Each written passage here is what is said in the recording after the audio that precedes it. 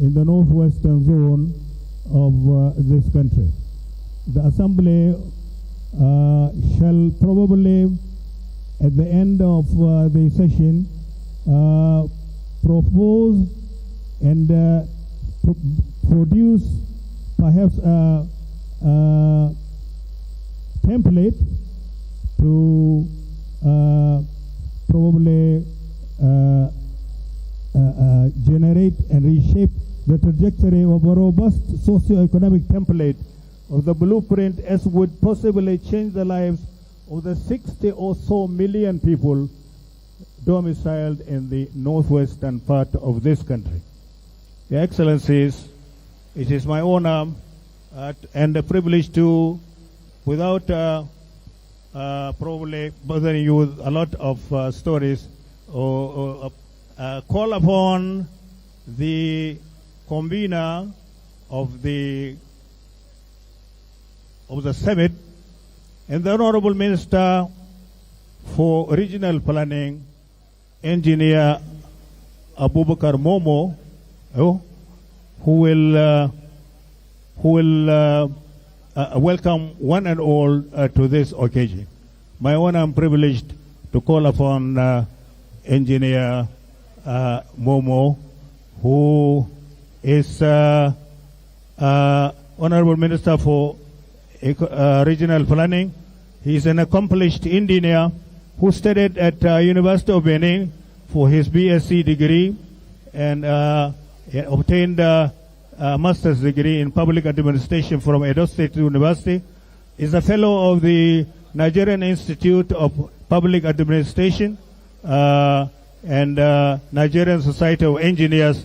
He has had an interesting foray into politics because he started as a councillor and then chairman of his local government in Edo State before contesting for an election into the Federal House of Representatives, and then eventually, that was between 2011 and 2015, Engineer Abubakar Gomo has served as Minister of Niger Delta before becoming the Minister for Regional Development. My honor and privilege to call upon His Excellency, the Honorable Minister, to welcome us all to this occasion. Sir.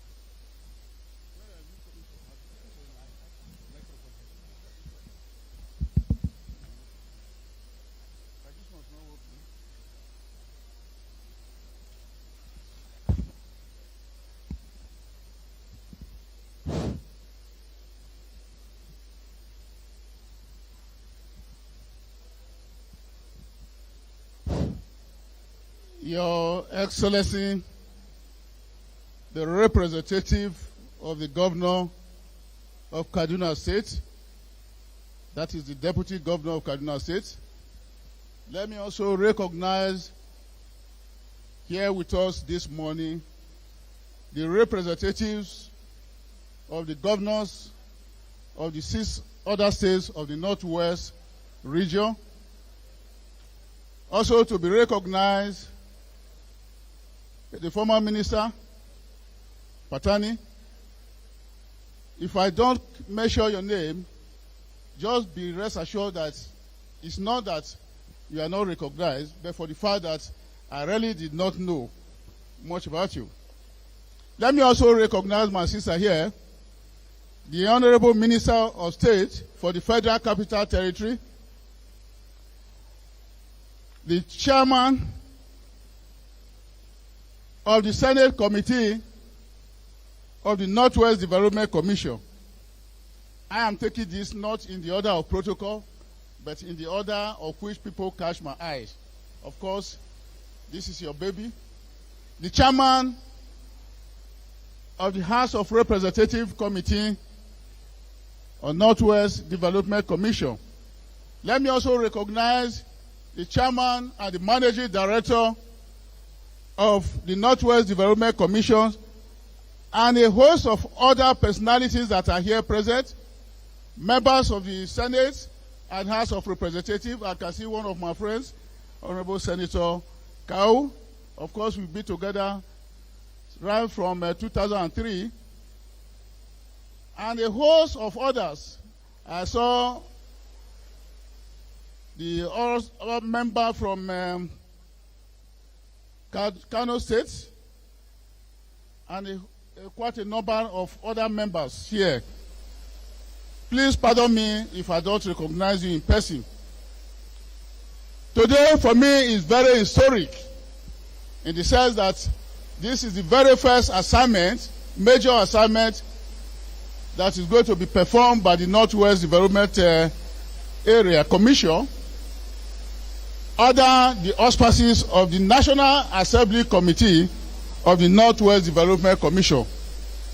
I therefore say that it is my honor and privilege to formally welcome you all to this very important gathering of Northwest Stakeholders Development Summit, which was convened by the National Assembly Joint Committee of Senate and House of Representatives. Like I said, this is the very first in its kind since the establishment of the Northwest Development Commission. I recall that it is barely a year now, by February it will be barely a year that this board was inaugurated in Abuja. First, let us take a look at what regional development is all about. The regional development is a critical pillar in Nigeria's quest for inclusive growth. If we are talking in terms of growth, we are talking in terms of national cohesion, we are talking of sustainable development, you must be talking of regional development. Therefore, the establishment and strengthening of regional development commissions reflect a deliberate policy choice of the present administration to address structural imbalances and unlock the unique potentials of each region. The vision of President Bola Ahmed Tinubu GCFR for regional development under the supervision of the Ministry of Regional Development will intervene, is expected to intervene, complement, collaborate, and cooperate with state governments across the various regions. And this brings to mind that the regional development commissions as they are today, they are not another layers of government. Therefore, they are not into competition with state government or local government. There is to complement the effort of these various tiers of government. And in respect of this, it has to be made clear that whenever any of the regional commissions is carrying out its master plan, it must take into cognizance what the state development agenda is and the Renew Hope agenda of Mr. President. It is important to note that the Renew Hope agenda of President Bola Ahmed Tinubu GCFR represents a comprehensive national reform framework which is aimed at setting Nigeria's economy, restoring citizens' confidence in governance, and laying the foundation for inclusive and sustainable development for the country. It is both a policy direction and a governing philosophy which is anchored on courage, pragmatism, and long-term national interests. The Renew Hope agenda provides a clear national framework which is anchored on 8 presidential priorities. And these priorities include 1, economic reforms and revitalization for sustainable, inclusive growth. We can all see what is happening in the economy today. A number of measures have been taken in order to put the economy of this very nation on the path of growth and development. The second is to strengthen national security for peace and prosperity. You can all agree with me that a lot have been going on in terms of security in this very country, and the federal government is doing a lot to make sure that Nigeria is safe, and safe for business and safe for all. The third is to boost agriculture and to achieve food security. I think we don't need to stress this more, because you and I know that before now, a bag of rice could go as much as 100 and 110,000 naira. But today, it fluctuates between 50 and 60,000, and that is because of the importance and the premium that this present administration places on agriculture and food security. The other is to enhance infrastructure and transportation as enablers of growth. You have all seen what is happening. A number of legacy projects are already going on in this very country. When you talk of the coastal road from Lagos to Calabar, we are talking of the road from Maiduguri down to the south. That's from Sokoto, I'm sorry please, from Sokoto to the south, and also another one in the eastern corridor. All these are essential infrastructure that when they are ready, they can help to transform the economy of this very nation. Focusing on education, health, social investment as essential pillars of development. On education, quite a number of things are happening. The student loan scheme is also moving at an advanced stage. A number of students across board, whether you are of APC or you are of PDP, they have benefited enough from the scholarship scheme of the federal government. Accelerating diversification through industrialization, digitization, creative arts, manufacturing, and innovation, and also improving governance for effective service delivery. At the heart of the Renew Hope agenda is also about Nigeria's challenge and how they can be subverted through bold reforms, institutional strengthening, and people-oriented governance. And you can also agree with me that in the history of this country, there is no administration that has embarked on major economic reforms that can put this nation on the path of growth and development than this very present administration. It seeks to replace distance with opportunity, dependency with productivity, and inefficiency with value creation. A defining feature of the Renew Hope agenda of this administration is its strong regional development orientation. Through the creation and strengthening of regional development commissions, the administration aims to address historical imbalances, unlock regional cooperative advantages, and deliver development closer to the people. This ensures that no zone is left behind in Nigeria's development journey.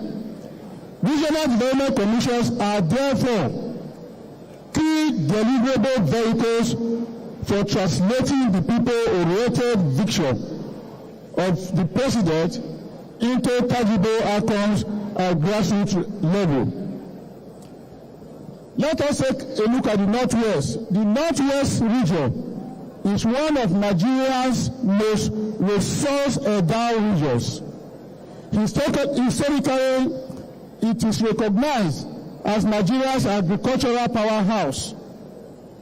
The zone possesses vast mineral deposits, a youthful population, strategic trade routes, and immense opportunities for agro-industrialization and regional economic transformation. The zone is strategically positioned to drive national growth through agriculture, livestock development, mining, trade, and renewable energy. And to unlock these vast resources requires strong regional coordination. And that is the reason why the regional commissions are set up. Invest in infrastructure and in security, value chain-driven development policies, and effective implementation of regional development initiatives. With the current efforts of Mr. President through the Ministry of Regional Development, as well as stakeholders' collaboration, Northwest region, sooner than expected, will shine brighter as a hub of food security, industrial growth, and shared prosperity in line with our broader national development aspirations.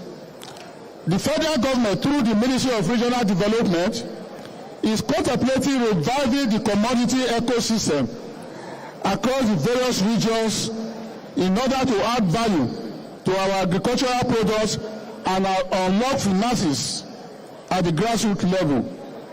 There is no iota of that when this proposal gets the necessary approval, we will once again witness a new era where Nigeria cotton will again take the center stage in the international market.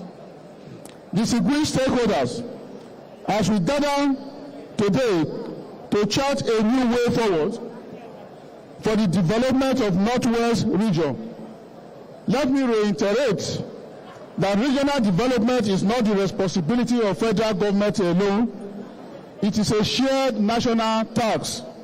All hands must be on deck, and stakeholder engagement is very, very critical. And of course, that is the reason we are here today.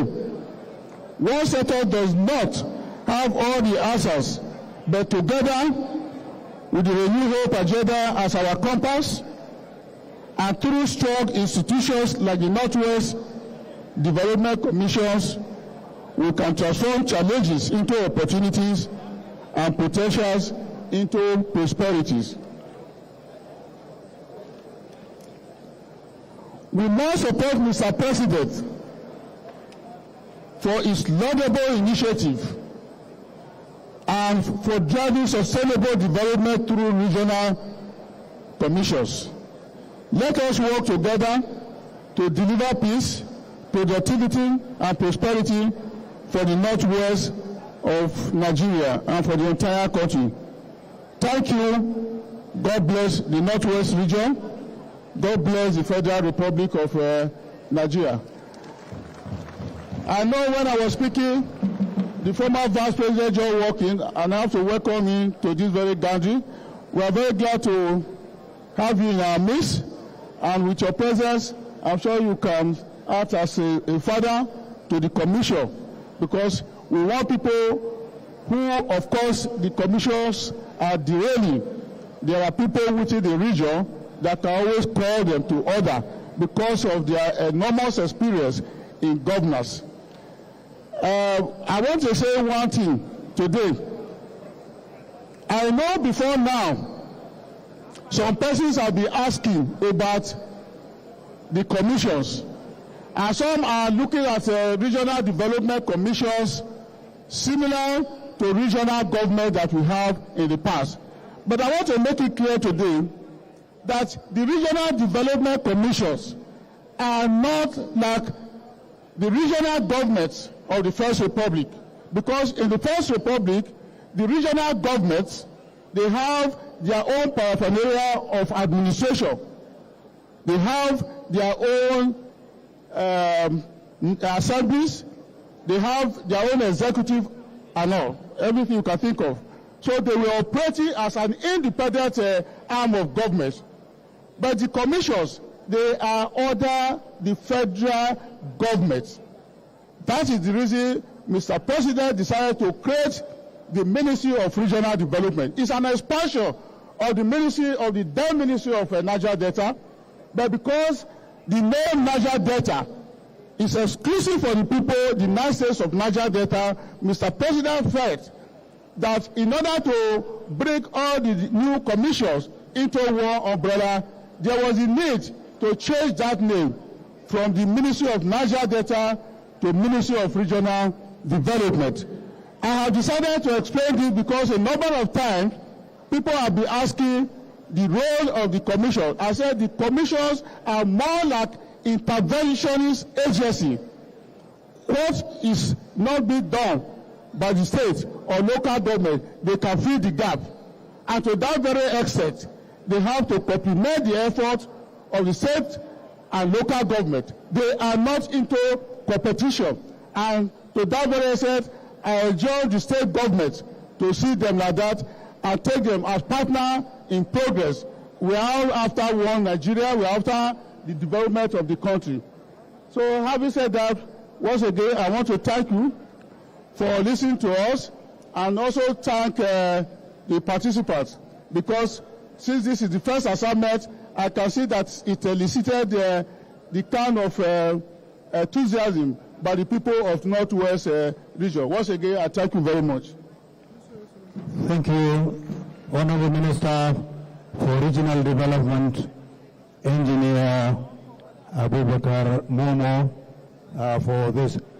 May I respectfully recognize and salute the former Vice President of the Federal Republic of Nigeria, Sardonan Zazzau, Architect Mohammed Namadi Sambo.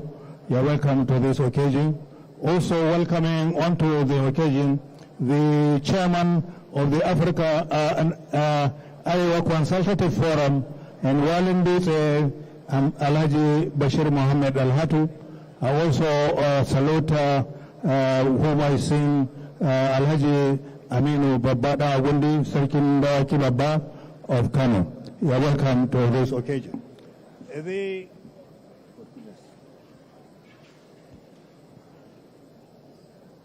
The Senate Committee and House Committee of the Federal Republic have packaged this in collaboration with them. We are holding this summit. And may I now call upon Senator Babangida Hussaini, Walen Kazaure, the Senate Committee Chairman of Northwest Development Commission, who hails from Kazaure and holds this princely title of the Wali. He serves numerous state committees, including Public Complaints Commission, National Assembly Service Commission, National Assembly Budget and Research Office, National Institute for Legislative Studies. He served the nation meritoriously as permanent secretary in the Ministry of Defense before winning election into the National Assembly. Was adjudged to have championed and enlivened ministry defense staff on corporate responsibility and integrity. He's an ardent believer in teamwork.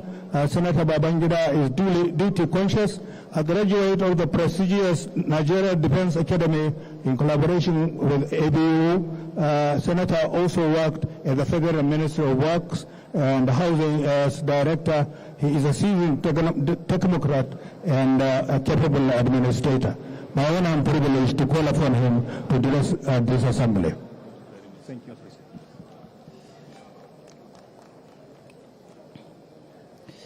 Thank you very much. Auzubillahi minash shaitanir rajim. Bismillahir rahmanir rahim. Wa sallallahu ala nabiyil kareem. The chairman of the occasion, Architect Muhammad Nabadi Sambo, former Vice President GCON, all dignitaries here present, may I crave your indulgence to stand on the established protocol.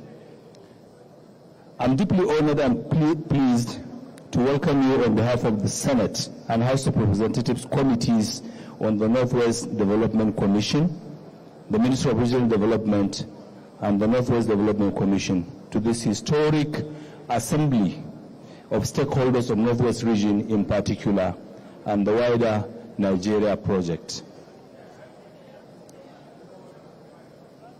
The theme of today's summit, Advancing a Coordinated Regional Development for the Northwest of Nigeria, is intentionally provocative. It challenges us to confront an uncomfortable but necessary truth. A region that houses over 60 million Nigerians, nearly one-third of the national population, cannot remain economically peripheral without grave consequences for the entire country. It is worthy to note that by every demographic and geographic metric, the Northwest should be one of Nigeria's strongest engine of growth. Yet, despite contributing over 40% of Nigeria's agricultural output and hosting some of the largest markets in West Africa, I'm speaking of Megateri, Kurmi and Sabongari market, Charonchi market, Dandume market, the grain market in Kebbi, Ilela markets, will still remain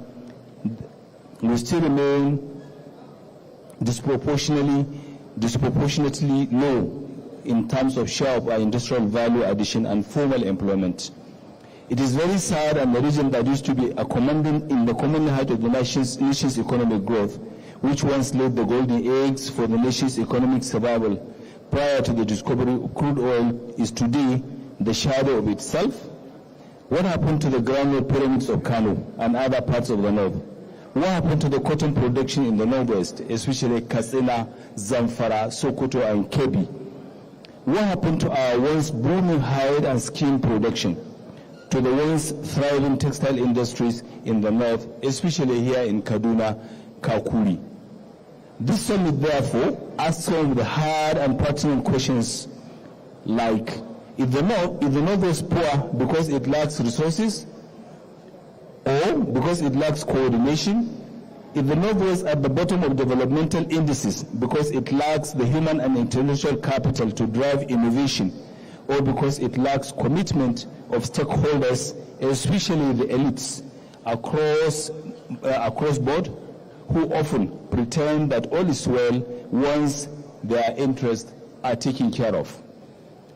How do we find ourselves in this deplorable, pitiable condition? Let us be frank. This is not a failure of effort, but a failure of coordination, structure, and commitment. This cuts across state by state, agency by agency, producing duplication without scale and spending without systematic impact. This is why, despite the enormous advantages, the Northwest remains at the center of Nigeria's developmental paradox. Recent data consistently show that several states in the region rank among the highest in poverty incidence, youth unemployment, and out-of-school children syndrome. In some communities, over 60% of the population survives on subsistence livelihoods, even while sitting atop vast arable land, livestock assets, and trade corridors.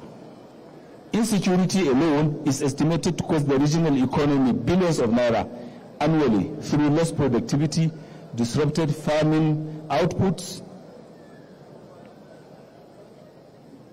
capital plight, and weak industrial processing facilities. This summit has come at a defining moment for our region and for our country.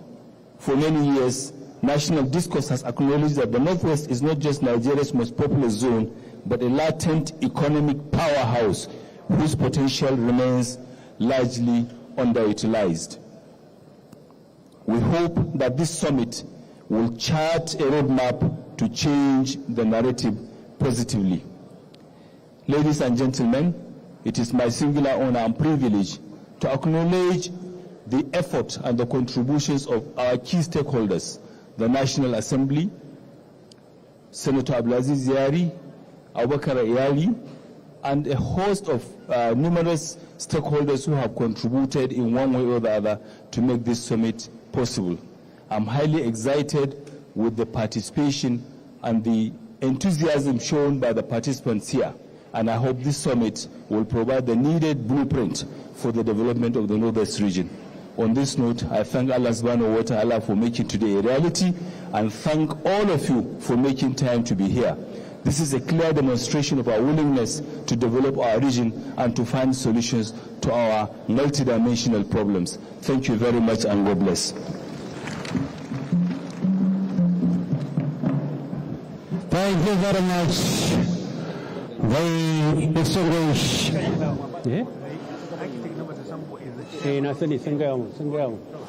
The Chairman Senate Committee on Northwest Development Commission, distinguished Senator Babangida Hussein.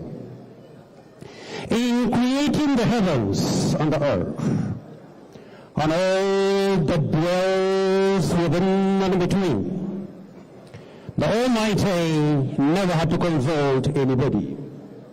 After all, He is omnipotent, omniscient, and merciful, one whose actions are beyond being questioned.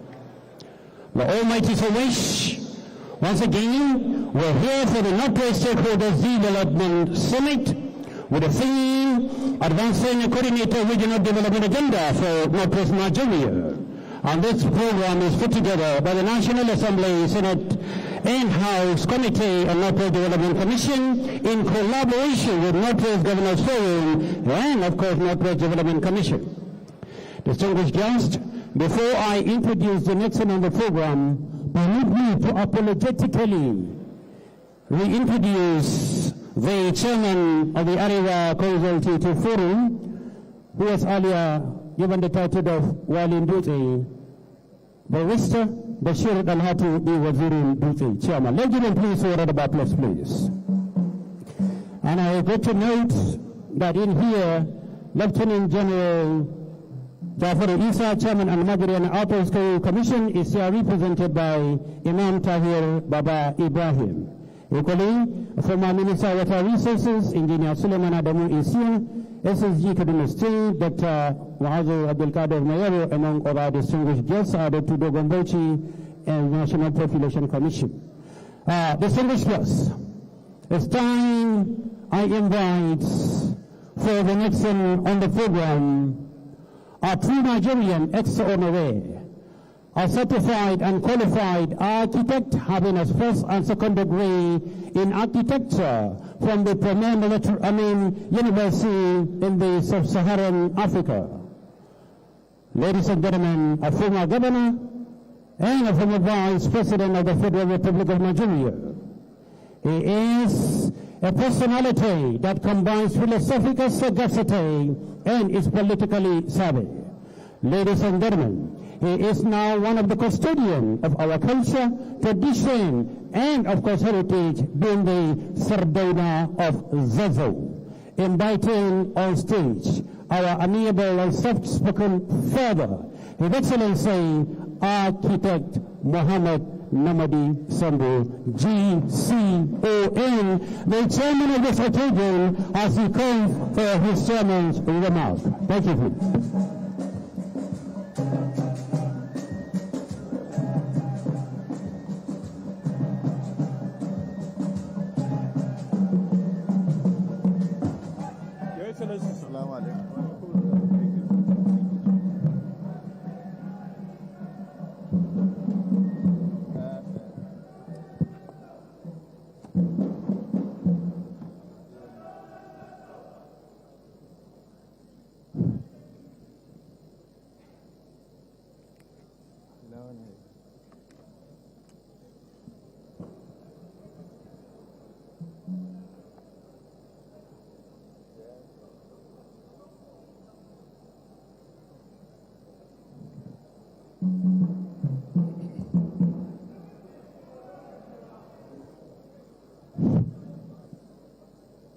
أعوذ بالله من الشيطان الرجيم بسم الله الرحمن الرحيم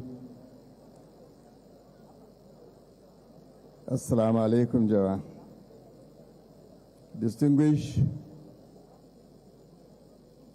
members of the National Assembly, honorable ministers, state governors, the leadership and members of the Joint Senate Committee on House Committee on the Northwest Development Commission, development partners, private sector leaders, academic, traditional, and community leaders, esteemed stakeholders, ladies and gentlemen. I would like to specially recognize a special guest of honor, President Ahmed Bola Tinubu, and commend him for this deep thinking and appreciate him for the establishment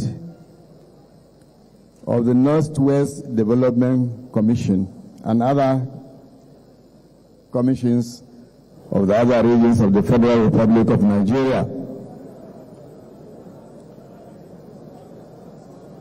It is therefore with great honor and a deep sense of responsibility that I join you today at this Northwest Stakeholders Development Summit. I sincerely thank the Joint Senate and House Committee on the Northwest Development Commission for the invitation and convening this timely and consequent gathering. This summit comes at a defining moment for the Northwest region and indeed for our nation. It reflects a collective recognition that sustainable development cannot be achieved through fragmented effort, but through coordinated, inclusive, and forward-looking engagement among all stakeholders. The strategic importance of the Northwest region. The Northwest region occupies a central place in Nigeria's economy, cultural and social landscape, with a vast population, agricultural base, entrepreneurial spirit, and strategic trade corridors. The region holds enormous potential to drive national growth and prosperity.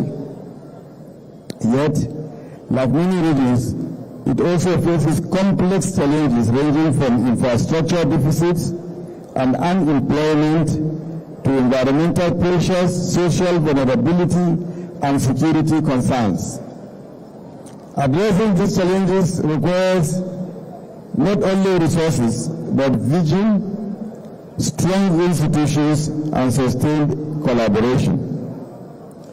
It is against this backdrop that the establishment of the Northwest Development Commission stands as a landmark intervention. The Commission was established by an Act of the National Assembly of the Federal Republic of Nigeria, Act 2024, to serve as a dedicated institutional framework for addressing the development needs of the Northwest region. The Act mandates the Commission to formulate and implement policies and programs for sustainable development, coordinate infrastructure development across the region, promote economic growth, social transformation, and environmental sustainability, mobilize resources and foster partnership with development partners and private sectors, ensure equitable and people-centered development that leaves no community behind. The Northwest Development Commission Act reflects a clear legislative intent to move the region from episodal intervention to structured long-term development planning anchored in accountability and impact. Why this summit matters? This summit is therefore not just another conference, it is a platform for shaping the future of the Northwest. By bringing together policy makers, development partners, private sector leaders, academics, and community stakeholders, this gathering embodies the multi-stakeholder approach required to deliver lasting change. It creates space for honest dialogue, evidence-based policy discussion, and alignment of priorities across sectors. Discussions on sustainable development, economic growth, infrastructure advancement, and social transformation are not abstract concepts. They are about job, for our youth, opportunities for our women, access to quality education and healthcare, resilient communities, and a dignified standard of living for our people. Distinguished ladies and gentlemen, this is a collective call to action. The success of the Northwest Development Commission will not be measured by the elegance of its plans, but by the tangible improvement in the lives of ordinary citizens. I therefore urge policymakers to provide consistent legislative and policy support that strengthens institutions and ensure transparency. Development partners to align interventions with regional priorities and support capacity building. The private sector to see the Northwest not only as a market, but as a long-term investment destination. Academics and researchers to continue generating data and insights that inform sound decision-making, and community leaders and civil society to hold institutions accountable while fostering social cohesion. The future of the Northwest region depends on the collective resolve to turn dialogue into action and policy into impact. The Northwest Development Commission provides a critical institutional vehicle, but it is our shared commitment that will determine its success. The development of a well-thought development master plan and a close, reliable partnership with both the states and federal government, the National Assembly, as well as the private sector, shall be the right avenue for success of the Commission. The study must include a detailed review of projects embarked upon by both states and federal government with a view to realizing all abandoned projects as low-hanging fruits. For example, regarding power generation in the north or in the Northwest, in Kaduna State, the Federal Ministry of Power has constructed a 215 megawatt thermal power plant in the industrial area, which has been abandoned for over 10 years, and a 30 megawatt hydropower plant at Gurara, left unoperational for over 10 years now. Also, the Federal Ministry of Water Resources has reached an advanced stage for construction of the TVC multipurpose dam in Kaduna State that will provide 40 megawatts of hydropower, irrigate 35,000 hectares of land, and provide raw water for 30 years to Kaduna Metropolitan City. The process for the construction of this project has been going on since 2007. Similar situations exist in all the Northwest states. We should also partner with the Niger Delta Power Holding Company to realize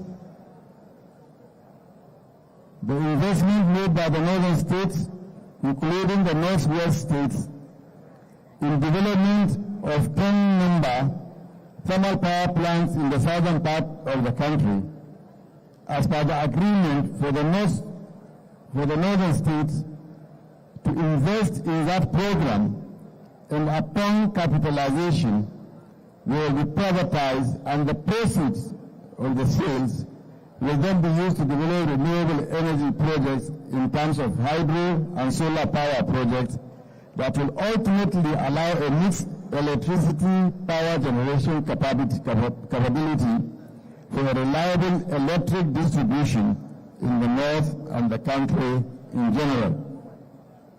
Regarding solid minerals and processing recently, when it was announced that there is a plan to establish a gold refining project in Lagos, worth about $300 million. There was a lot of comments. But this is a private company, Kind Smith Investment Initiative. And every Nigerian has the right to establish any industry anywhere it decides to locate it. And gold is not only found in the northern part of Nigeria. There is a large gold deposit in Osun State. The Nasarawa State recently commissioned a lithium processing factory and other private investment in Kaduna State, in Kaduna State, and all other states. It is recommended that the Commission has a deliberate policy to work with our private sector on a public-private partnership basis to investments to support the private sector in our industrial development in the Northwest. In conclusion, I would like to commend the organizers of their foresight and dedication, and I am confident that the outcome of this summit will contribute meaningfully to building a more prosperous, inclusive, and resilient Northwest region. Thank you for the honor to be the chairman of this occasion. I wish the summit fruitful deliberations and impactful outcome. Thank you, and may God bless the Northwest region and the Federal Republic of Nigeria. Assalamu alaikum. Thank you very much. That has been the chairman of the occasion, a former vice president of the Federal Republic of Nigeria, Architect Muhammad Mamadi Sambo. Before we call on the next thing, may I acknowledge and announce the presence of the Engineer Bakar Gando Umar, Director General, Sir Amadou Memorial Foundation, who are represented by Daniel Deda. Alabi Shehu Ali, the Damaliki Kasar Hausa, is not forgotten. He is here at a very important venue. Distinguished and esteemed guests, very quickly, I want to invite a true Nigerian extraordinaire. He has come here to speak later. And of course, because of his health condition, he has many things to do. And now, any moment from now, he has an occasion later today in Taraba State, representing his own voice. But because he cares for the Northwest, he so adored the Northwest, he deemed it not only necessary, but obligatory, that he come here to shower his own support, his cooperation and collaboration to add to the success of this very great occasion. Ladies and gentlemen, may I invite a certified and qualified accountant, master degree holder, and by the grace of God, a doctoral degree holder.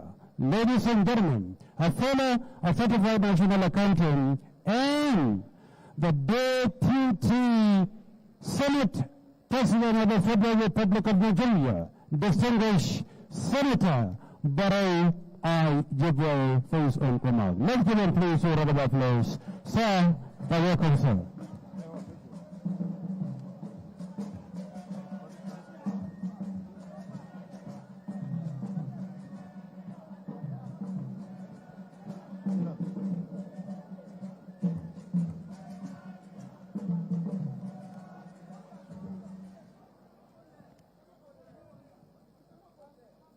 Your Excellency, the former Vice President of the Federal Republic of Nigeria,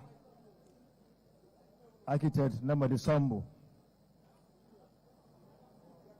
the Senate Deputy Minority Whip, Senator Rufai Sanahanga, the Chairman Senate Committee on Northwest Loan Commission, Senator Babangida Hussaini, and all other distinguished senators that are here, notably Senator Kawu Sumaila, Senator Plang, and all other senators that are here, the Chairman, House Committee on Northwest Development Commission, Honorable Gumi, and all other members of the House of Representatives that are here, the Minister of the Federal Ministry of Regional Development, Right Honorable Abubakar Momo, the Chairman ACF, and all other traditional rulers that are here, in particular, Alhaji Aminu Babba Dan Agundi, the second Dawakin Babba of Kano. Sorry for the breach of protocol. Her Excellency here, representing our chief host. I forgot to mention you. I'm sorry for the breach of protocol. The Deputy Governor of Kaduna State, who is representing our chief host, the Governor, and also the Deputy Governor of Kaduna State, the Secretary to the Government of Kano State, the Chairman of the Northwest Development Commission, and other members of the Commission that are here. Distinguished ladies and gentlemen, please permit me to stand on the same protocol. I'm profoundly delighted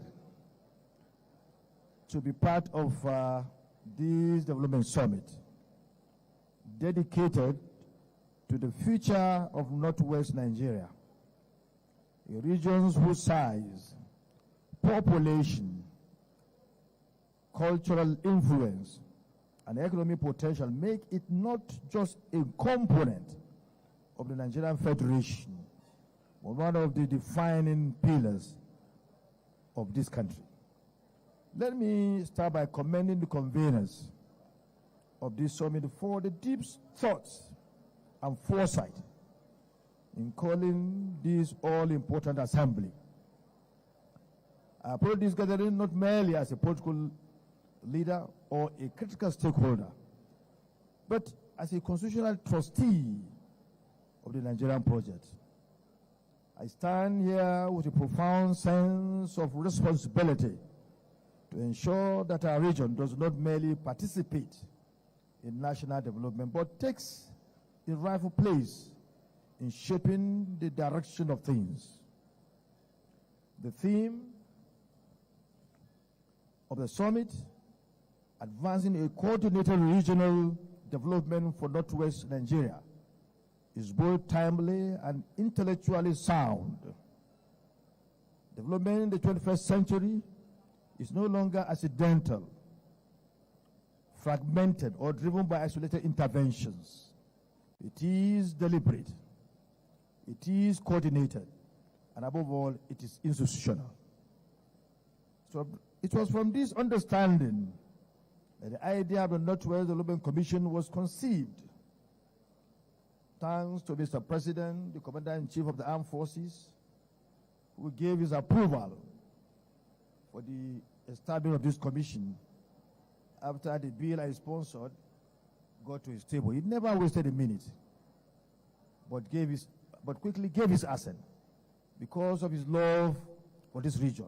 Mr. President loves this region. It was the first he signed, and all the ones that he signed, I want to tell you, they took advantage of the fact that he signed for us.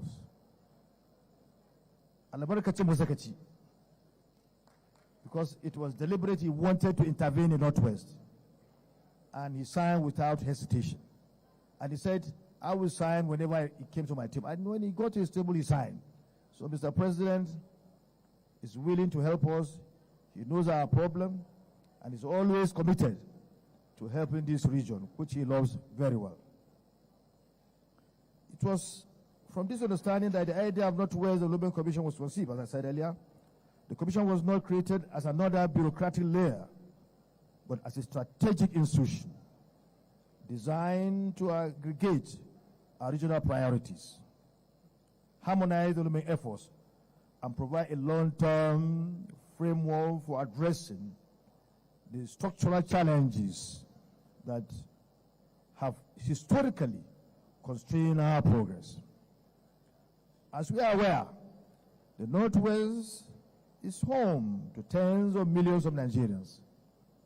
It is Nigeria's largest agricultural belt, a major contributor to food security, commerce, and human capital.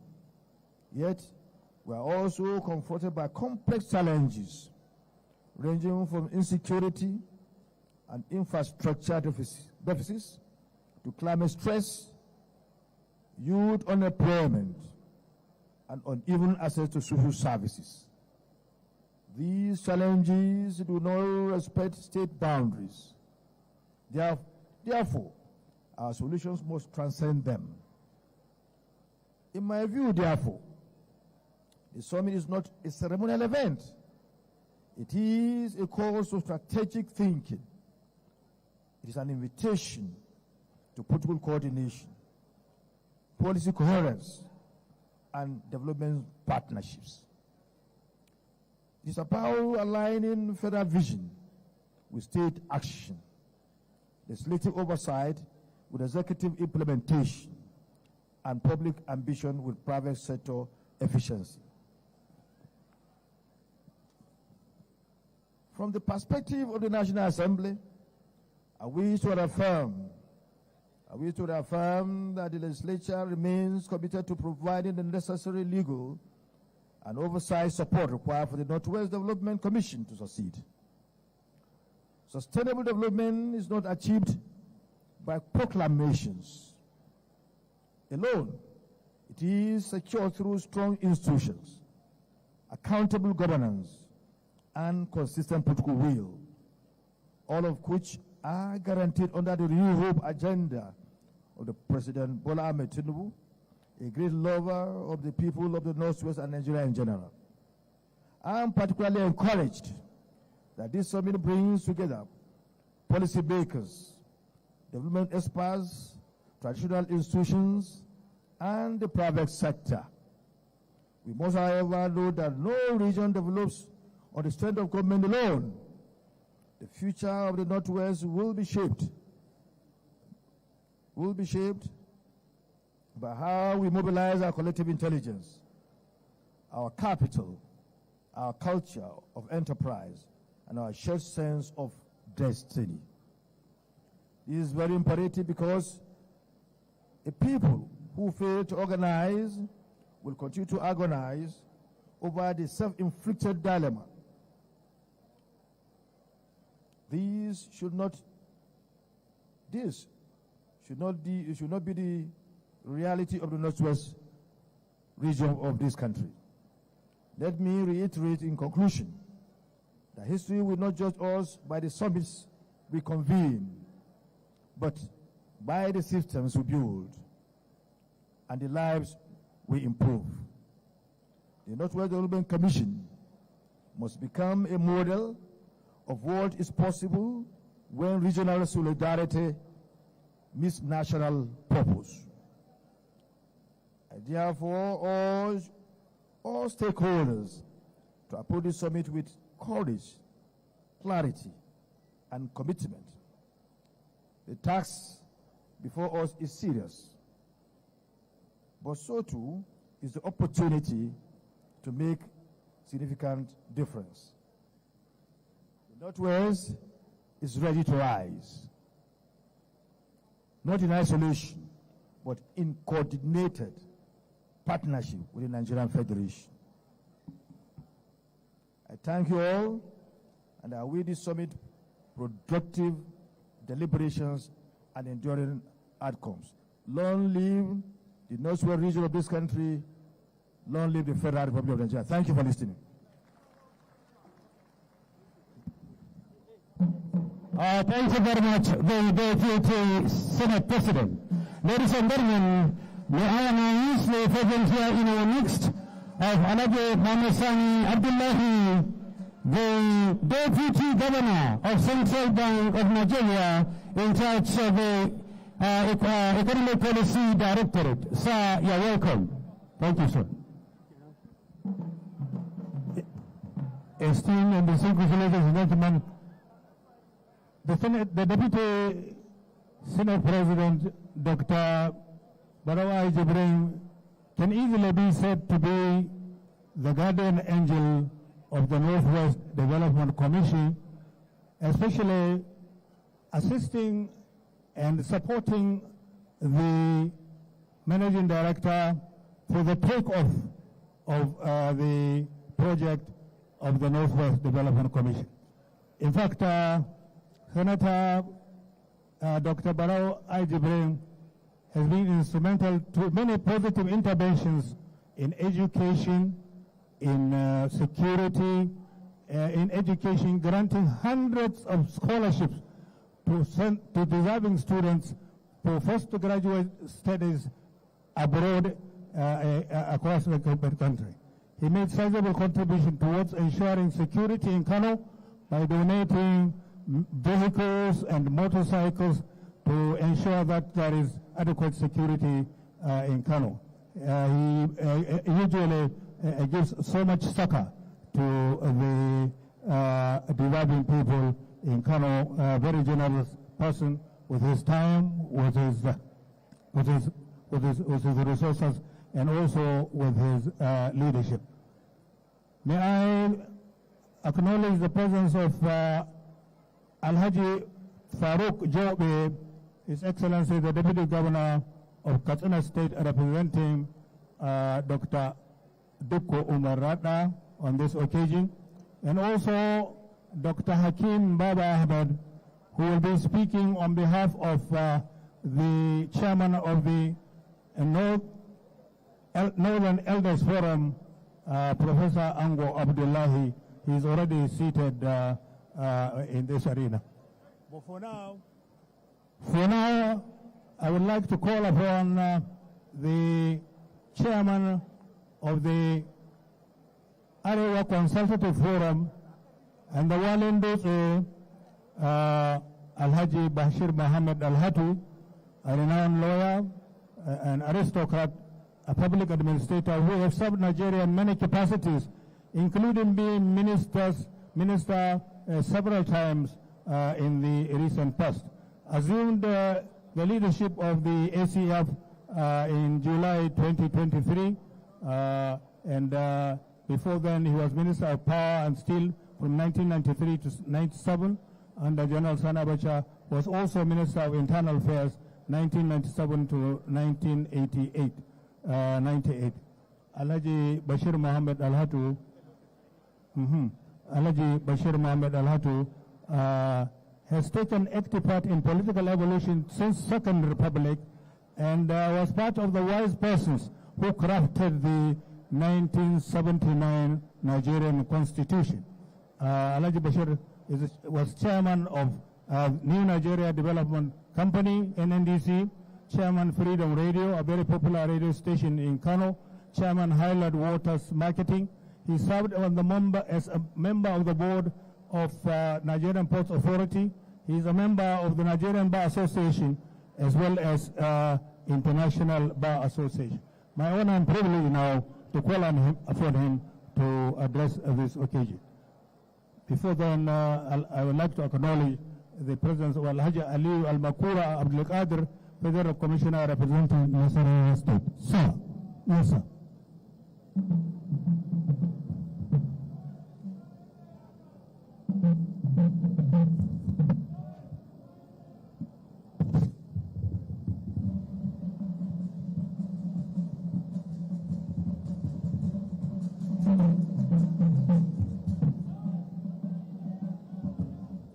Bismillahirrahmanirrahim.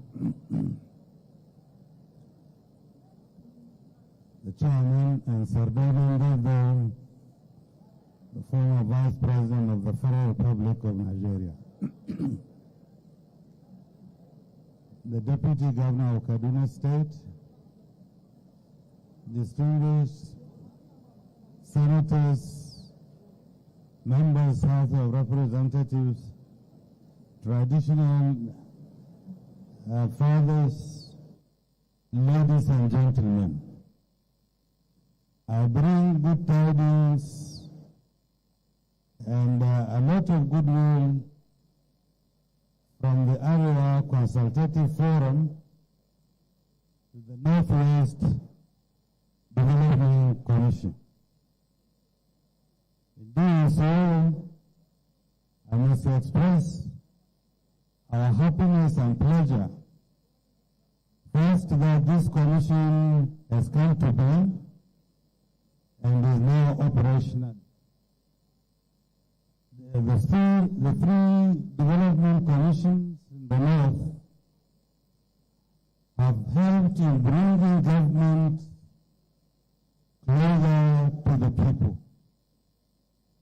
And it's a very happy time that government thinks of spreading development to the grassroots.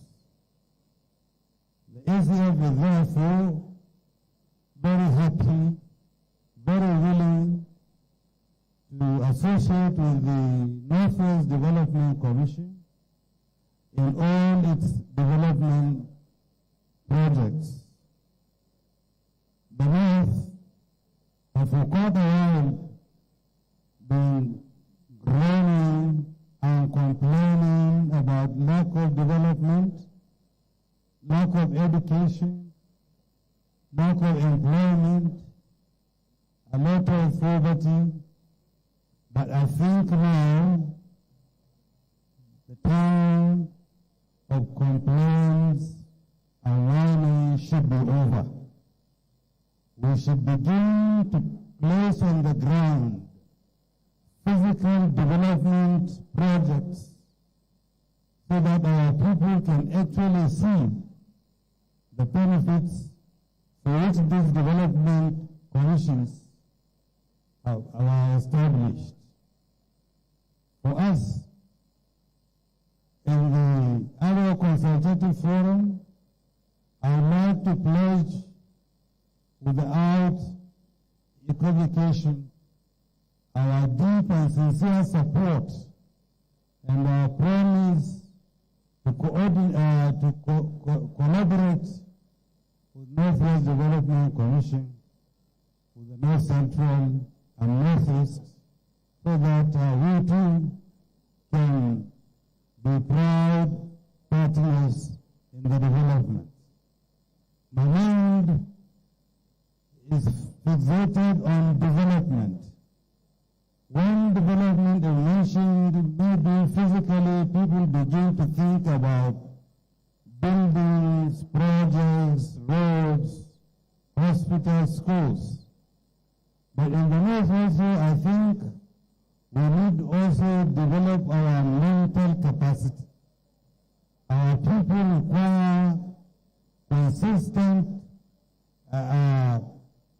solicitation as to how best to live well, how best to be productive, and how best to make sure that the economic development of the North is growing according to the envisaged dreams of our forefathers. We are, up to this time, proud that those development commissions that are already working have been impacting lives in the areas of their jurisdiction. We are going to continue to talk and meet and associate with the Northwest Development Commission so that our people can change their ways, can learn new ways of improving their lives, the lives of their families, the lives of their communities, so that together the North will rise and get back to our original level of development, our original level of production, our original level of being our brothers' keepers. We wish you well. We wish this commission absolute success, God's blessing, and we pledge our continued support and cooperation so that together we will be able to achieve the set goals. Our Consultative Forum had recently established an endowment fund, and this endowment fund is supposed to also come to the grassroots to begin to establish projects that we are hoping will minimize or even eradicate those difficult things that have been keeping our region down. I thank you very much. May God bless this gathering.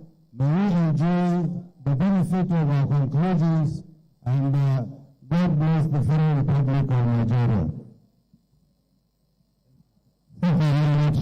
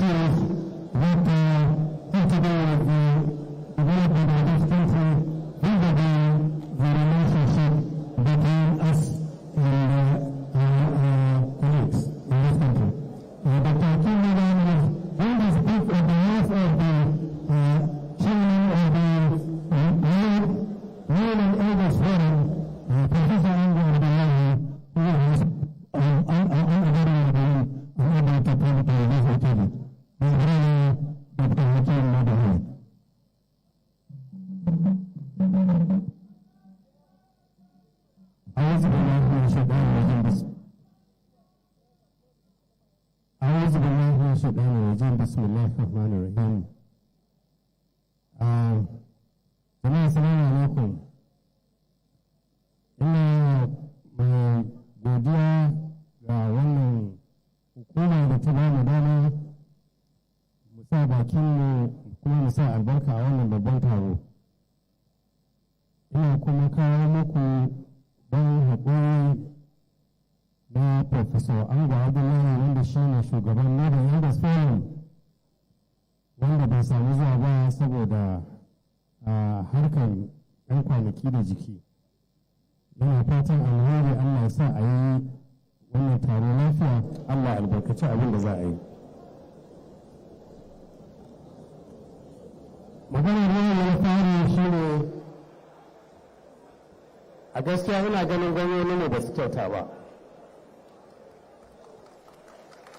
Wannan taro su ya kamata mu gani a gaba.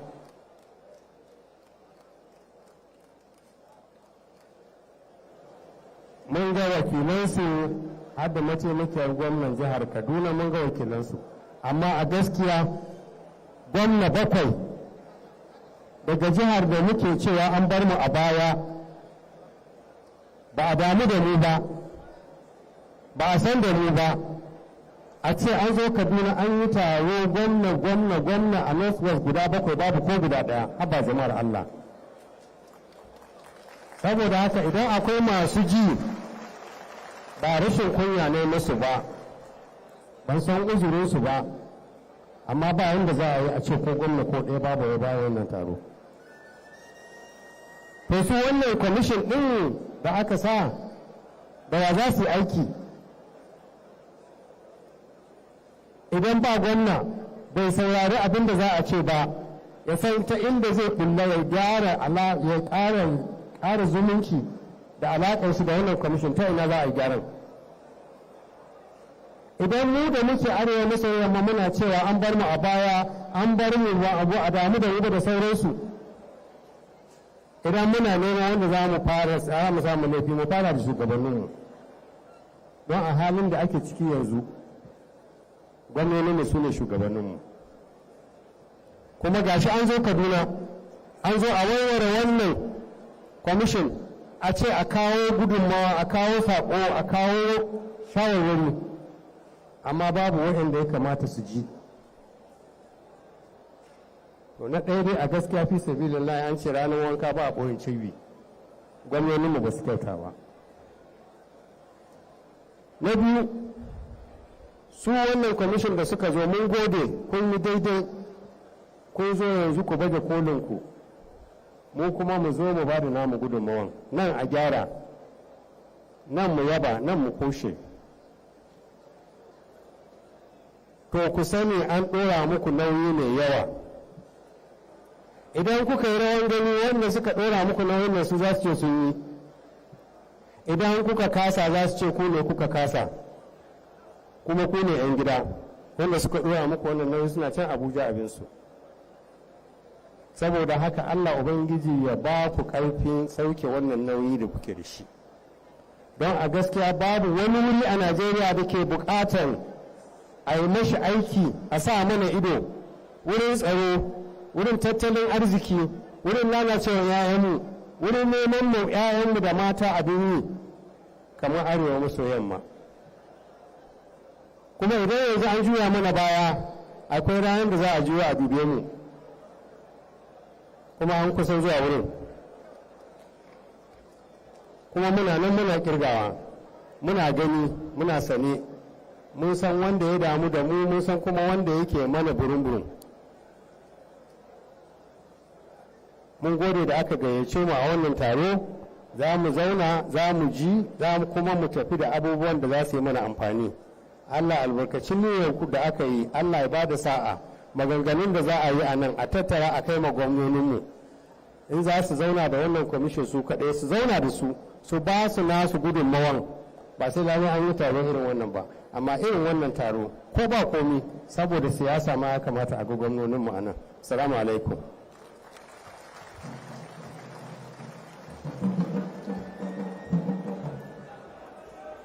Dr. Hakim Baba Ahmed da ya magana maimakon shugaban dattijan Arewa Professor Ango Abdullahi. I would like to acknowledge the presence of Alhaji Farouk Jobe, the Deputy Governor of Kaduna State, representing His Excellency Dr. Dikko Umar Radda on this occasion. I also acknowledge the presence of the Executive Secretary, National Commission for Al-Majiri and Out-of-School Children Education, Dr. Muhammad Sani Idris. He is represented on this occasion by Muazu Idris Jibril. Honorable Muhtar Zakari Chawai is representing His Excellency the Speaker of the Federal House of Representatives, Dr. Tajuddin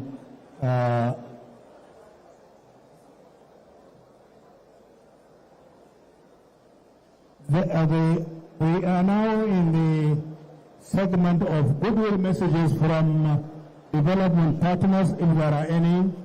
Otherwise, I would then call upon the representative of His Excellency, the Deputy Governor of the representative of the Governor of Kaduna State, Dr. Dikko Umar Radda, who happens to be the chairman of the Northwest Governors Forum, to speak on this occasion on behalf of the Governor.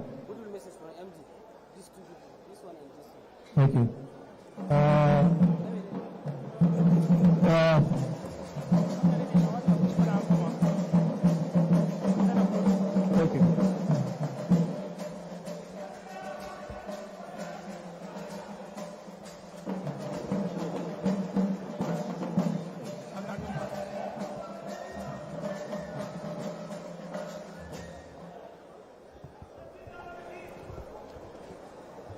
أعوذ بالله السميع العليم من الشيطان الرجيم بسم الله الرحمن الرحيم وصلى الله على نبي الكريم. Your Excellency, the Deputy Governor of Kaduna State, and our host, the Chairman of this occasion, and former Vice President of the Federal Republic of Nigeria, Your Excellency Architect Roma Disambo,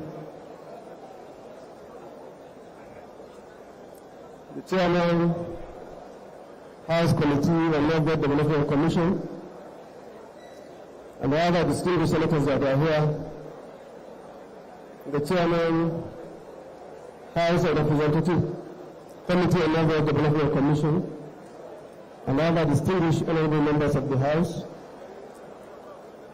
the Honorable Minister of Regional Development, the Honorable Minister FCT, Minister of State FCT, former Minister Professor Ali Issa Fantani,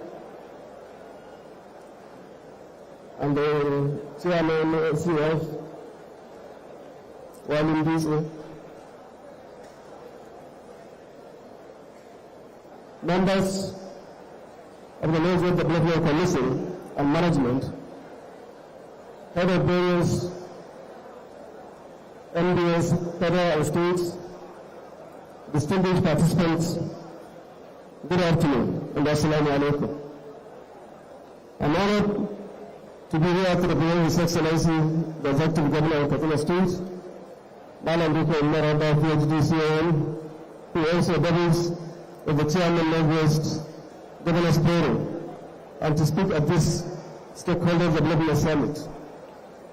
The theme advancing a coordinated regional development agenda for Northwestern Nigeria is apt and timely, as it highlights the importance of working together to drive progress in the region. As we are gathered here today, we are not just representatives of our respective states, but champions of our region's progress. Our region, which is our home, is very rich in resources, talent, upheld traditional values, and resilience. Yet we face challenges that require collective action. Therefore, we must align our efforts, pool our resources, and drive growth together. Your Excellencies, distinguished guests, ladies and gentlemen, let me start by discussing a critical issue hampering development of our region, the Northwest region. Here, we should be looking at interstate road connectivity. The recent Kaduna State blazed with immense agricultural potential, rich cultural heritage, and strategic geographical location. However, despite these advantages, the state development has been hindered by significant infrastructure challenge, poor road connectivity, the lack of good roads leading to Kaduna State through neighboring states has been a major bottleneck, affecting trade, commerce, and overall economic growth. Today, I would like to highlight the critical role that good roads play in unlocking our potentials and driving development in the region. Number one, economic impact.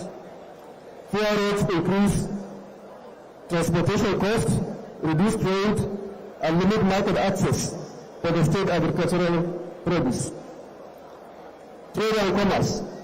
Good roads can boost trade with neighboring states, enhance economic growth opportunities, and revenue generation for the sub-region.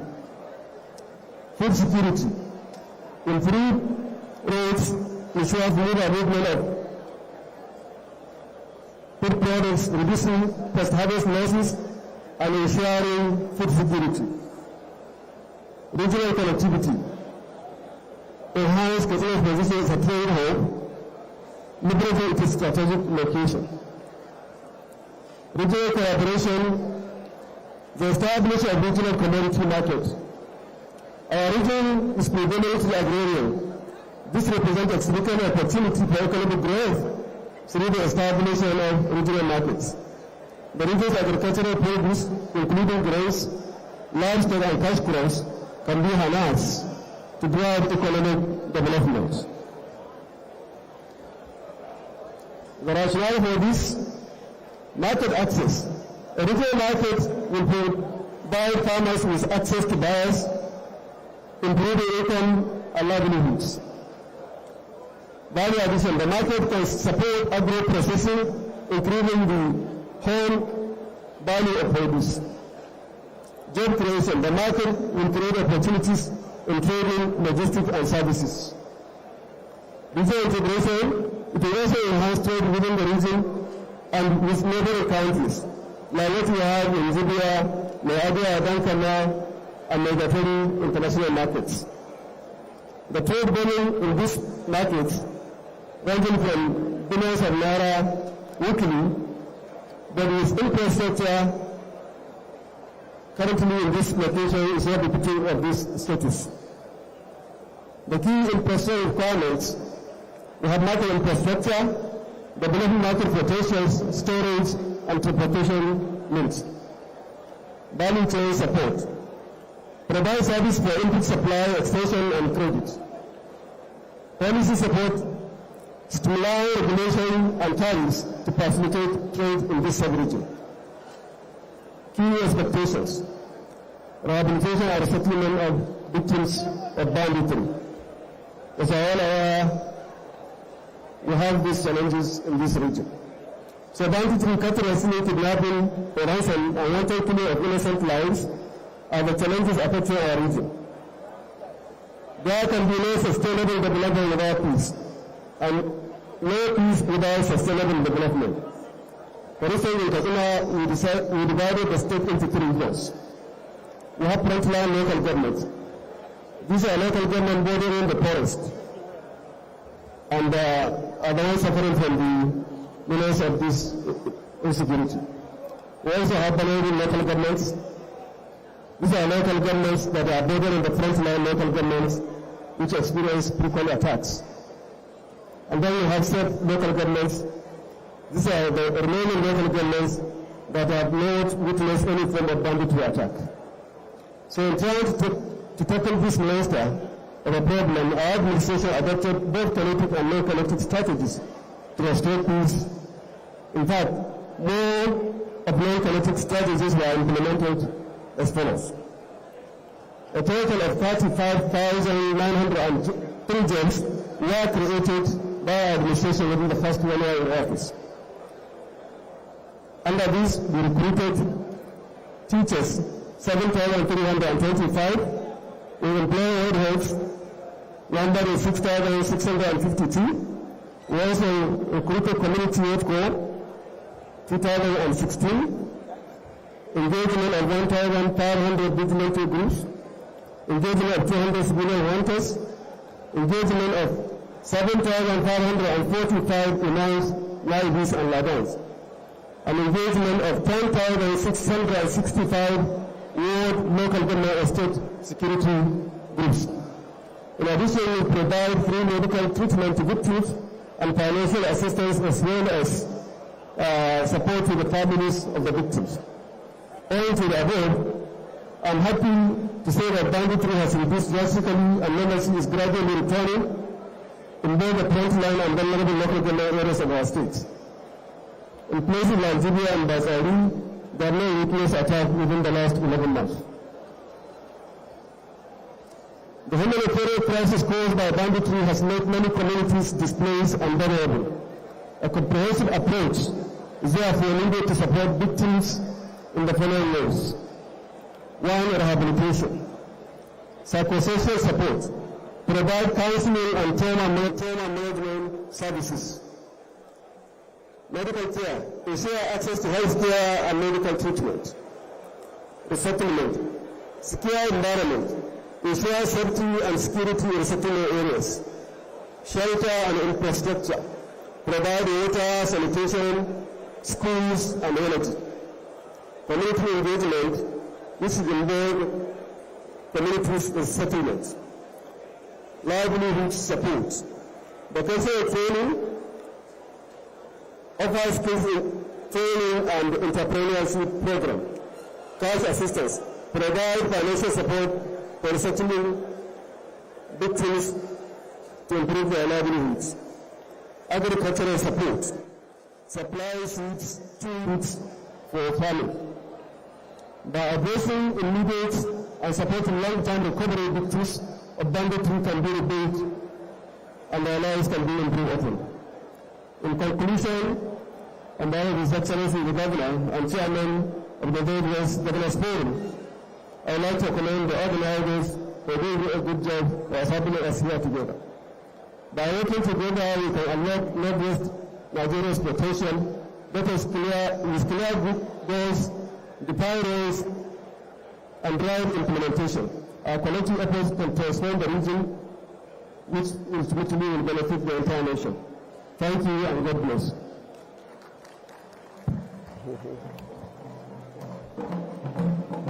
Thank you, Your Excellency. There is supposed to be a couple of goodwill messages from Kano and Zamfara, I suppose. But before then, there is the President of the Nigerian Women in Agriculture Business Cooperative Society Limited, NILMAD, Lady Grace Titi Fredson, to come and briefly give a goodwill message on this occasion.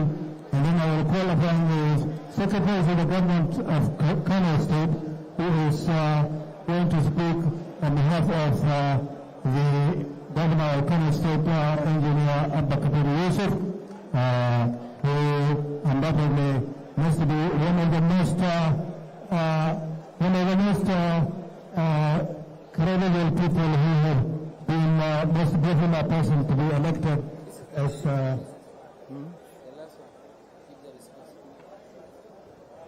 very good lady. Please very briefly.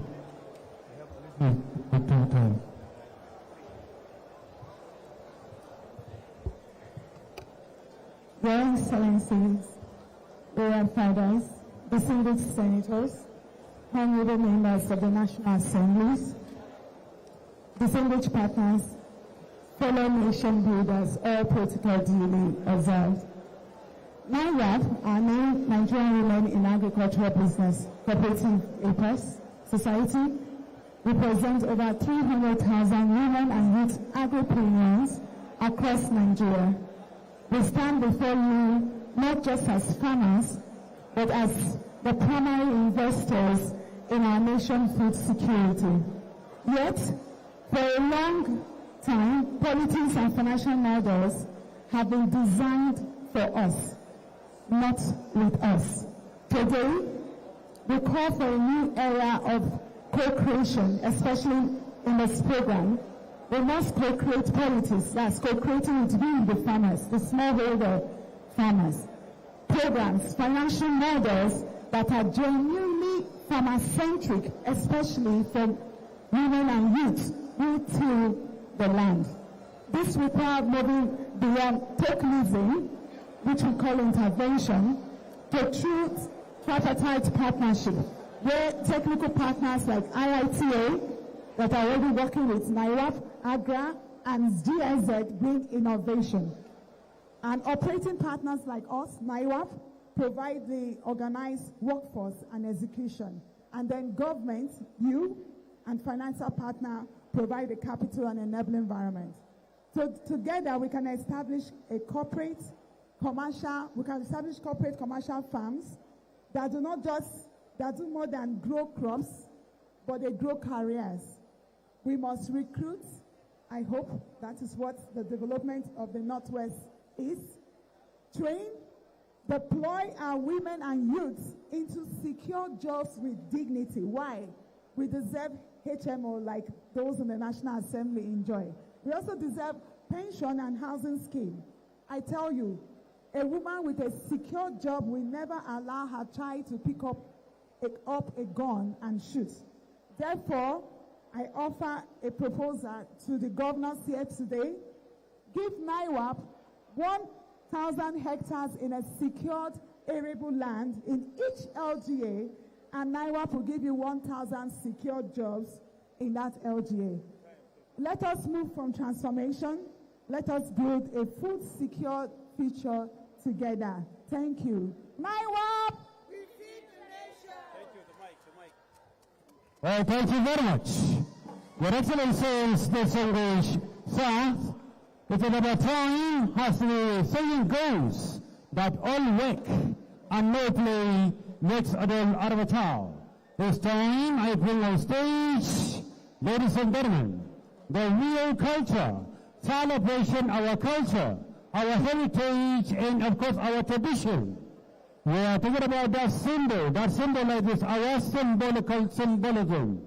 Ladies and gentlemen, let's put our hands together for real cultural truths. But before then, I acknowledge Honorable Omar Ajilo, member representing Makarfi Kudan. You are welcome, please. Real culture is ready. Over to you, please. For 2 minutes.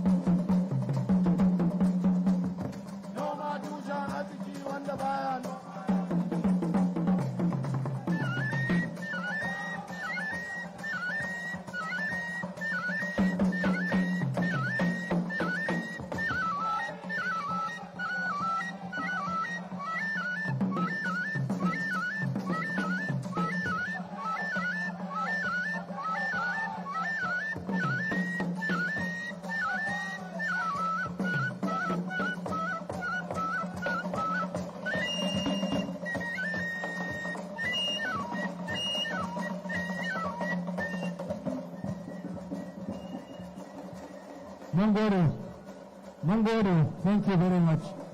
Thank you very much, Mangode.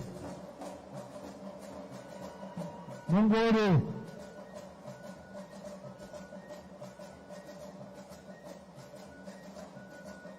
May I respectfully call upon Hajia Mrs. Mariam Uwais, representing the United Nations President and Humanitarian Coordinator in Nigeria, to please render her goodwill message on this occasion. Hajia Mariam Uwais. Hajia Mariam Uwais. Is she here?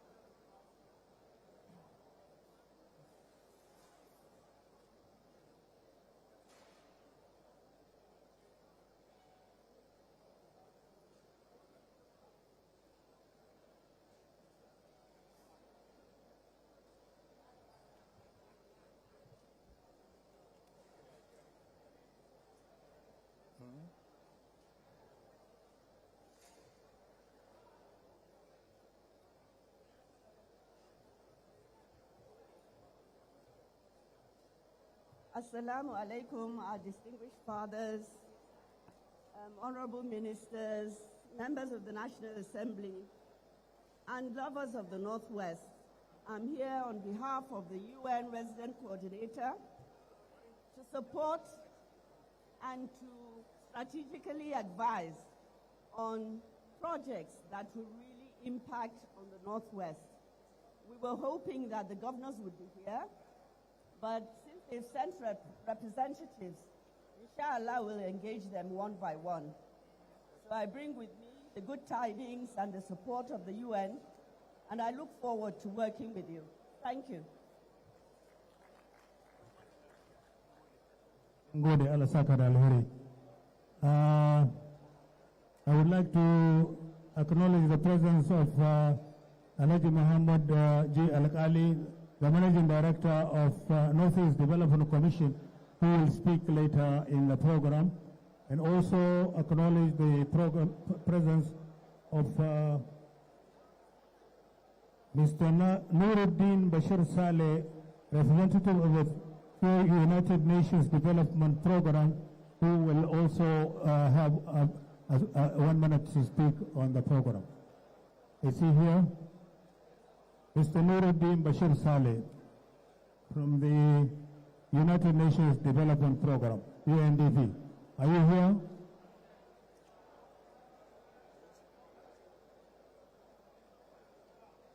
Are you too far away?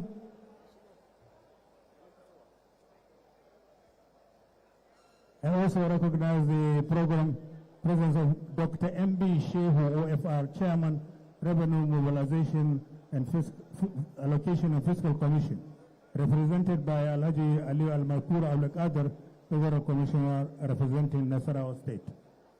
Just acknowledgement and greeting and appreciation for your ability to come here. Okay? UNDP. Assalamu alaikum wa rahmatullah.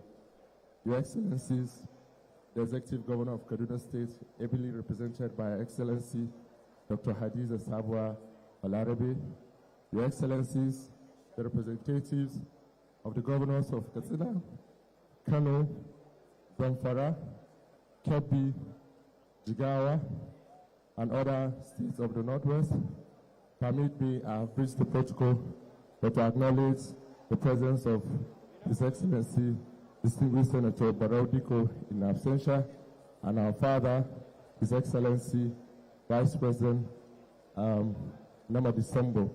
I'm here to represent the resident representative of the United Nations Development Program, Her Excellency Ms. Elsie Atafua, who had wanted to be here, but she has asked me to come here and extend her goodwill messages. UNDP has been collaborating with the Northwest region. I think through the Northwest Governors Forum, we have advanced efforts around regional cooperation. If you could recall, in 2024, we had the inaugural Northwest Peace and Security Development Summit in Katsina, where all the governors commit on the need to develop a regional framework that will anchor sustainable peace and regional prosperity. Jointly with the Northwest Governors Forum, we have advanced that initiative, and we are glad that the draft framework is on the ground, and we are waiting for the feedback from the governors. The UNDP sees this engagement as critical in terms of how do we explore potential areas of synergies, and like the previous speakers did mention, how do we ensure that there is alignment of intervention from both the federal and the state government level. As we delve into the conversation of today, we wish to express our determination to support the Northwest region governors and also the critical stakeholders on how we can accompany the region towards a prosperity and sustainable development. And I appreciate you for this opportunity. Assalamu alaikum wa rahmatullah. Thank you. Your Excellency, before I introduce the next one on the program, permit me, as I apologetically introduce the Deputy Governor of the Central Bank. He is a PhD, and I did not mention that. And that mistake, I'm very much sure, is tantamount to a sacrilege, being an academic myself. Ladies and gentlemen, announcing the presence here in our midst of Dr. Mohammed Sani Abdullahi, the Deputy Governor of Central Bank in charge of the Economic Policy Directorate. Let's give him please order of applause, please. Ladies and gentlemen, it's now time I bring on stage a certified, qualified, trusted, and indefatigable former permanent secretary, and now the interim of Kano State, then the secretary to Kano State government, working with the most popular elected civilian governor in Kano State, Abba Kabir Yusuf, bringing on stage Alhaji Omar Farouk Ibrahim, the secretary to the Kano State government. They are representing the governor. Sir, you're welcome, please. Thank you. Thank you, MC. Auzu billahi minash shaitanir rajim. Bismillahir Rahmanir Rahim. Excellencies, distinguished and honorable members of the National Assembly here present, Chairman and members of the Northwest Development Commission, the Girma Wazirin Dutse, honorable ministers here, esteemed stakeholders, ladies and gentlemen, Assalamu alaikum. I stand before you on the instruction of my principal, Governor Abba Kabir Yusuf, who has made adequate arrangement to be here this afternoon, but for a prior engagement he has with Ahmadu Bello University for its convocation ceremony. He instructed me to deliver his message, and with the permission, I will read it. I convey to you the warm greetings of regards from the government and people of Kano State on this historic occasion of the maiden stakeholders summit organized by the Northwest Development Commission. I believe we assemble here this day not for the usual sessions of speeches and conversations that often produce little or no outcome, but as stewards and stakeholders with patriotic disposition and clamor to qualitatively transform the Northwest sub-region into a new beacon of hope, growth, prosperity, and sustainable development. It is again the background of this understanding that the good people of Kano State and I believe that today's occasion provides us with the required platform to ponder over both prospects and existential challenges, and to also attempt to build consensus over a common destiny of prosperity, dignity, and peace for all citizens of the sub-region. As the art of governance entails scrupulous management of limited resources to provide services in competing areas of demand and with reasonable degree of efficiency, the government and people of Kano State would like to limit our contributions in today's dialogue to mitigating the interlinked challenges of systemic decay in education, in the education sector, and pervasive security in the sub-region. We nurture the firm belief that nowadays these are not issues, isolated issues, cognizant of the phenomenal displacement of communities, disruptions to delivery in education, and the concomitant upsurge in the number of out-of-school children across the sub-region.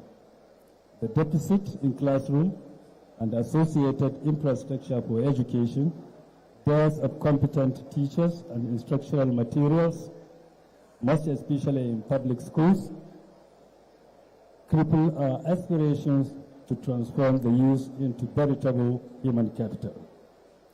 with recurrent displacement of communities from their adults and farmlands due to banditry, cattle rustling, and related acts of violent crimes, we are all witnesses to the systemic destruction of livelihoods of the affected communities to deepen the scale of multidimensional poverty in the sub-region.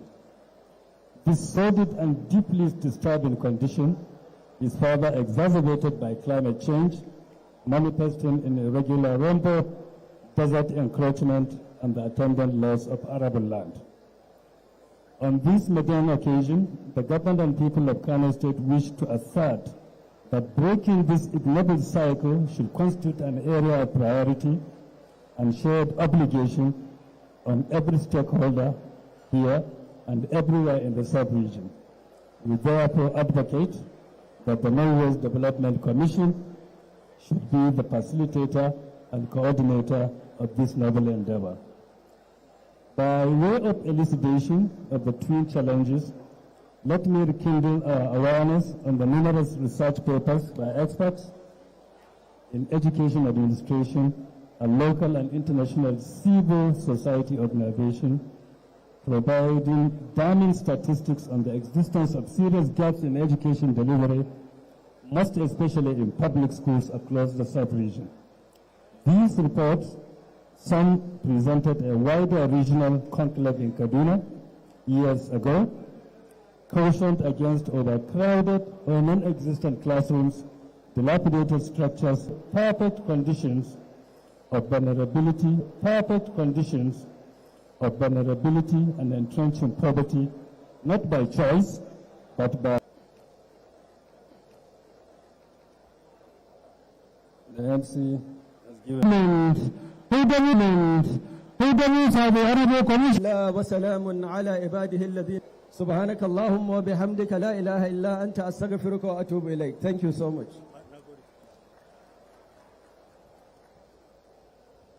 Yanzu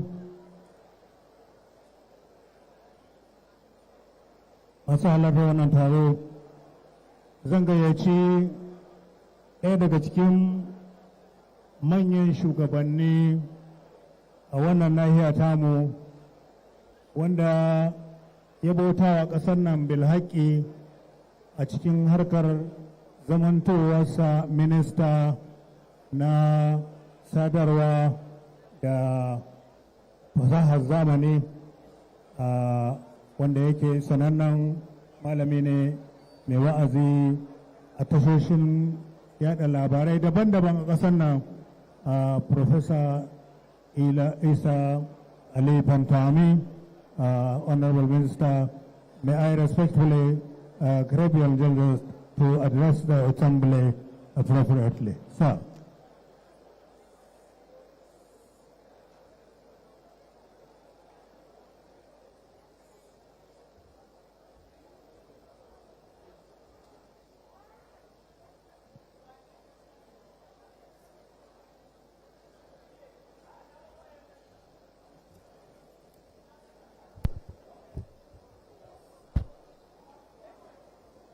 The representatives of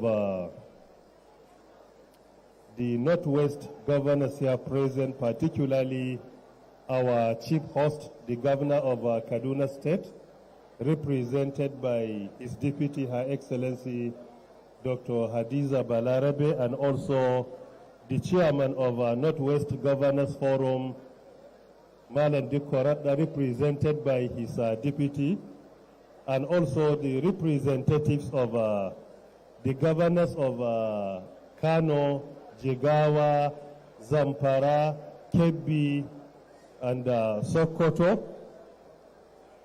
the chairman, Senate Committee on the Northwest Development Commission, Senator Babangida Hussaini, and also the chairman, House Committee on the Northwest Development Commission, Honorable Suleiman A. Gumi, and also the representative of the Speaker, House of Representatives, Honorable Mukhtar, other members of the National Assembly here present, our respected father, Wazirin Dutse, and also the chairman of Arewa Consultative Forum Board of Trustees, Alhaji Bashir Alhatu, CEOs of government parastatals here present, and also the Minister of the Ministry of Regional Development,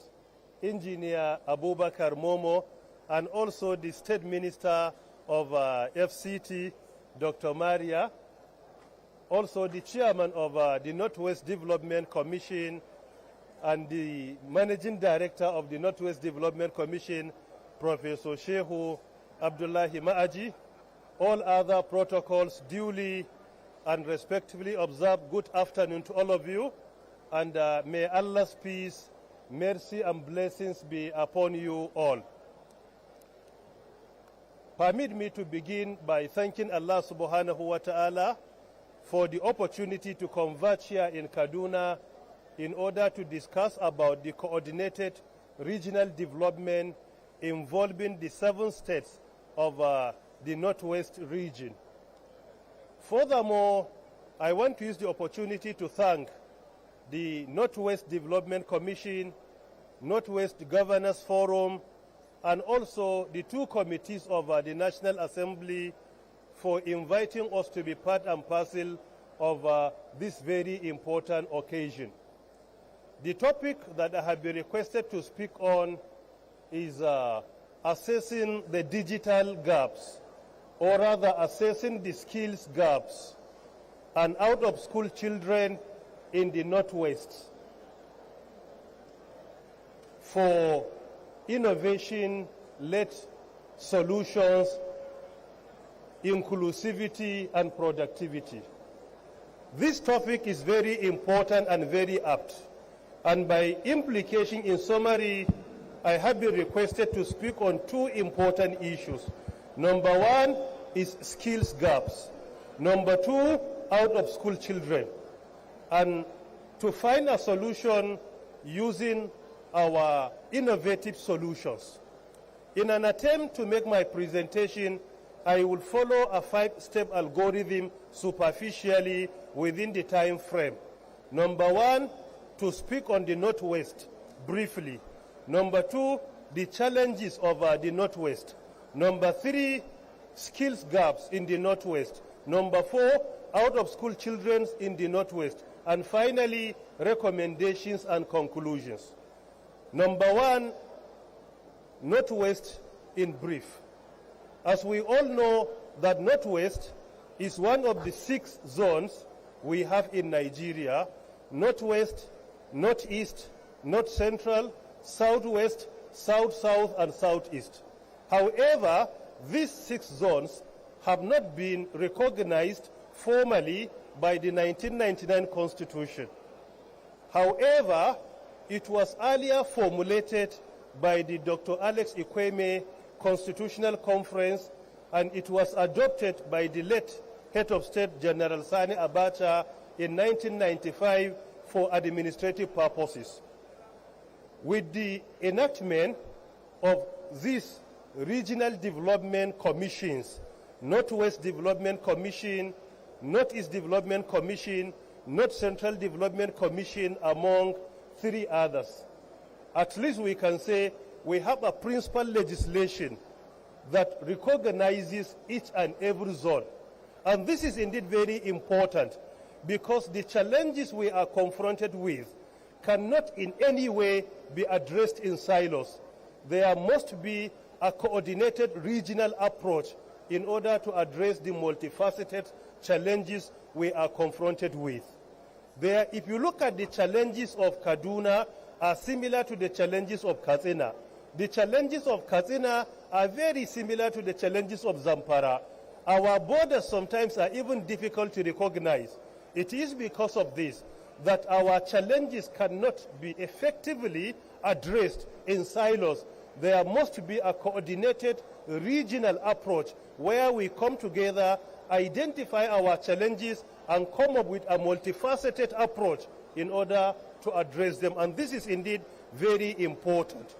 Some of the indices that will guide us to appreciate the Northwest on one hand and also the challenges on the other. Firstly, Northwest is the only zone that has 7 states in Nigeria. All the remaining are 6, while Southeast with only 5 states.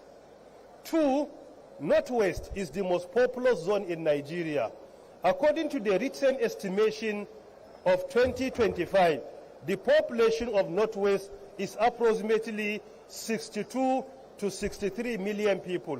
By implication, Northwest has over 1/4 of our total population in our country.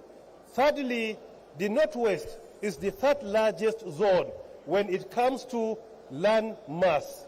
Number 1 is actually the Northeast, with around 285 square kilometers, followed by the North Central with 231 square kilometers, then closely followed by the Northwest with around 223,000 square kilometers.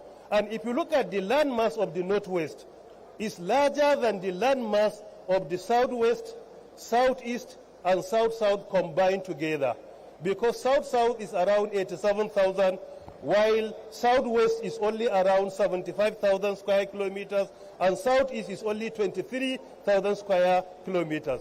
So naturally, land mass is a blessing, but if we fail to manage it effectively, then it will be a weapon for destruction. And this is exactly what we are witnessing today in northern Nigeria. This takes me to the second step of our discussion because of a time constraint. That is the challenges being confronted by the Northwest. These challenges are many, and they are interwoven. The major ones, as earlier outlined by the previous commentators. Number 1 is insecurity. Then number 2 is poverty. Number 3, unemployment. Number 4, unemployability. Number 5, moral decadence. Number 6, corruption. Number 7, lack of effective mentorship. These are the 7 major challenges that we are being confronted in the Northwest, and they are very similar to other regions of our country. And these challenges cannot in any way be addressed by a single state in silos. There must be a coordinated regional approach to these challenges because of what? Because they are similar, and our communities are living together where even border is no more relevant in most of our states today. These are the major challenges we are being confronted with in the Northwest. This takes me to the next stage of my discussion, that is the skills gaps in the Northwest. There is no doubt that there is a serious skills gaps in the Northwest, in the Northeast, in the North Central, in the Southwest, in the Southeast, in the South-South. Each and every region you consider, you will discover there is a huge skills gap. And this gap is more prominent in the North than in the South. And there are many factors that are contributing.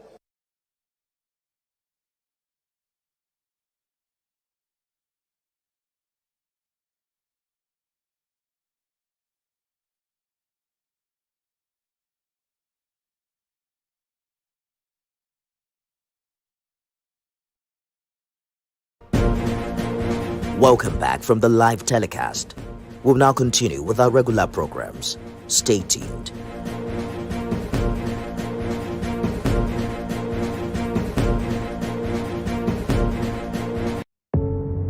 Doubt and fear doesn't occur at the canvas, it shows in the canvas. It shows the conation of raw earthen material slabbed, stroked and molded at a pace provided by the doubt and fear. Every move way in the struggle of one to the other, merging the past to the present, brushstrokes of colors seen but not known, for when the wailing stops, the pieces settle down in abject beauty erected for a century of a century. Speaking, advocating, protesting, as the arts are meant to be.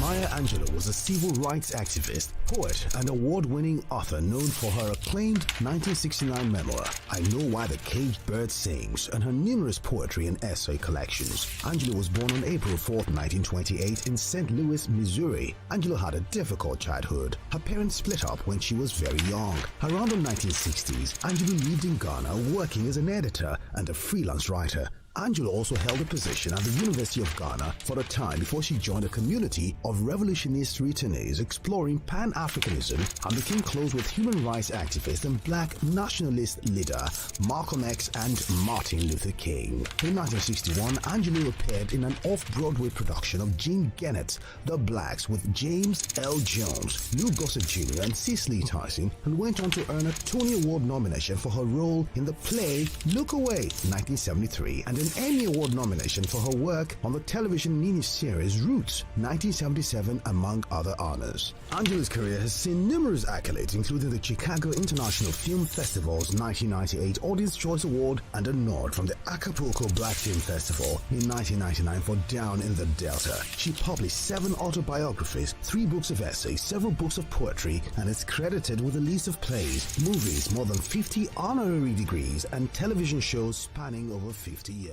She also won 2 NAACP Image Awards in the Outstanding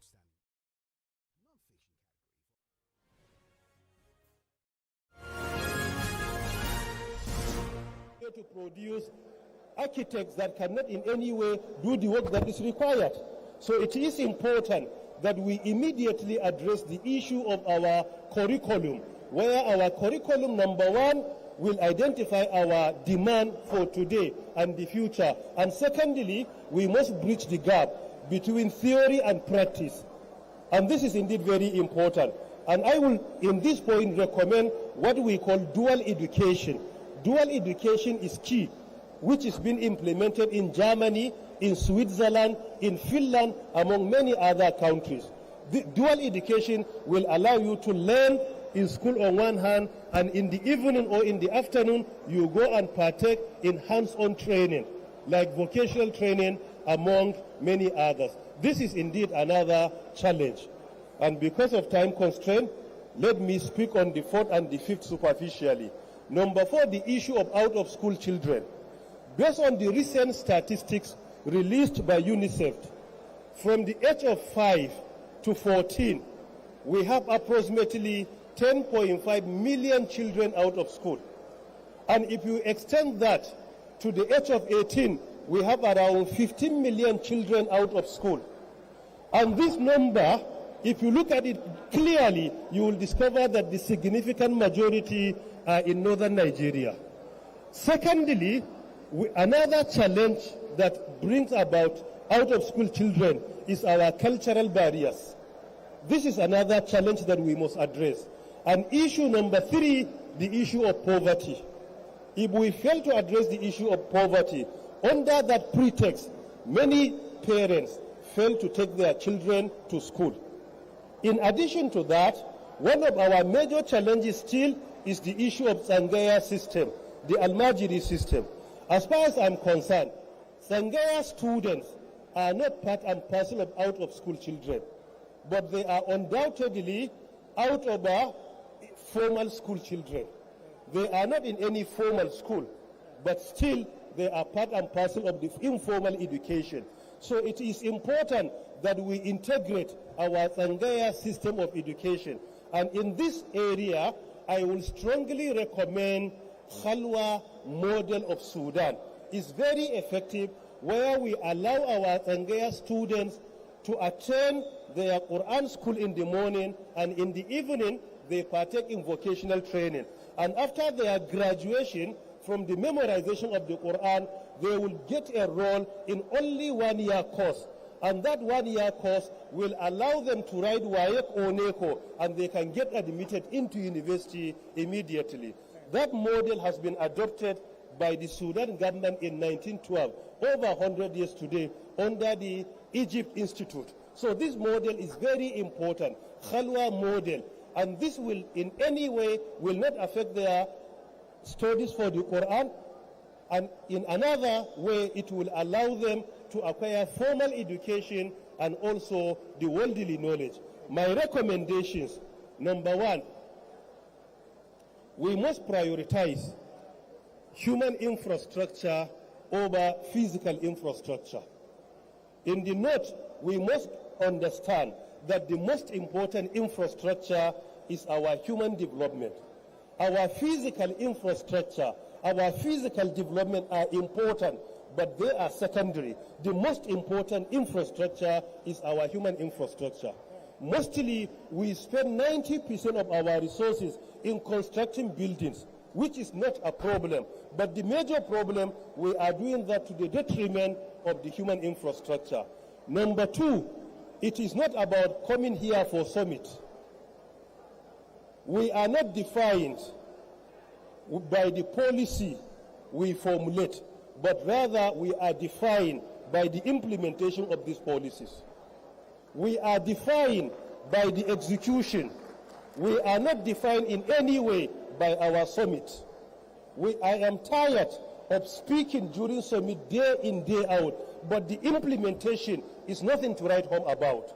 If we are serious, we must make sure that in this summit, whatever we discuss, we agree on, we come up with a communique. That communique must be implemented by all stakeholders. It is not about, we are not defined by the summit, we are defined by the implementation. But unfortunately, we are good in organizing events, programs, where speakers will come and speak eloquently, and that is the end of it. We will never find a solution in this situation. There is no solution in this.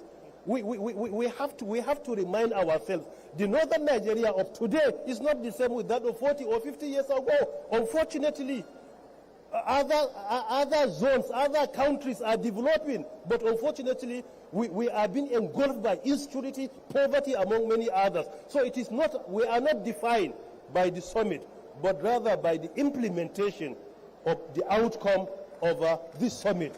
That is indeed what is very important. Because of time constraint, permit me to stop here. Thank you very much. Thank you, Your Excellency.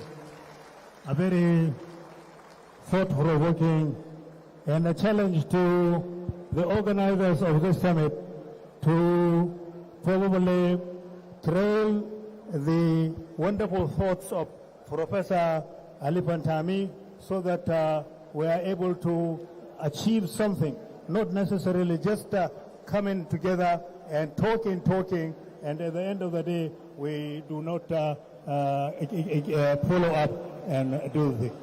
May I respectfully crave your indulgence and seek the pardon of the Deputy Governor of Kaduna State, Dr. Hadiza Sabo Balarabi, for patiently staying throughout this session. She must have been one of the first people to arrive here and has been sitting with equanimity and patience. We thank you for your leadership as you speak now on behalf of His Excellency Senator Amala Obasani, the Governor of Kaduna State, who has played a commendable role in the affairs of Kaduna State since assumption of the role as the Governor. He has set himself the target of 100% water coverage in the state and has been paying tremendous attention to the issue of security and peaceful coexistence of the communities of Kaduna State. Your Excellency. Thank you.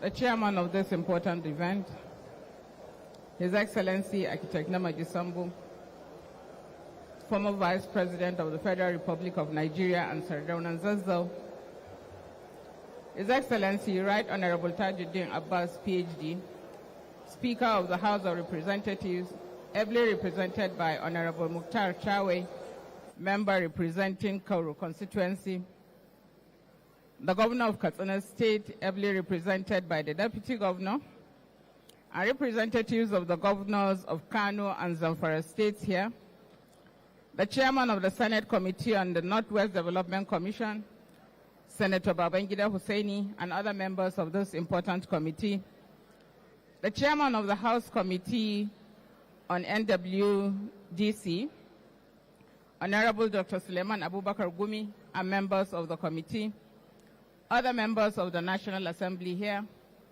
all former members of the National Assembly and state assemblies here, honorable ministers here, recognizing especially the Honorable Minister, Regional Development, Engineer Abubakar Momo, who just left, and Minister of State, FCT, Dr. Maria Mahmood.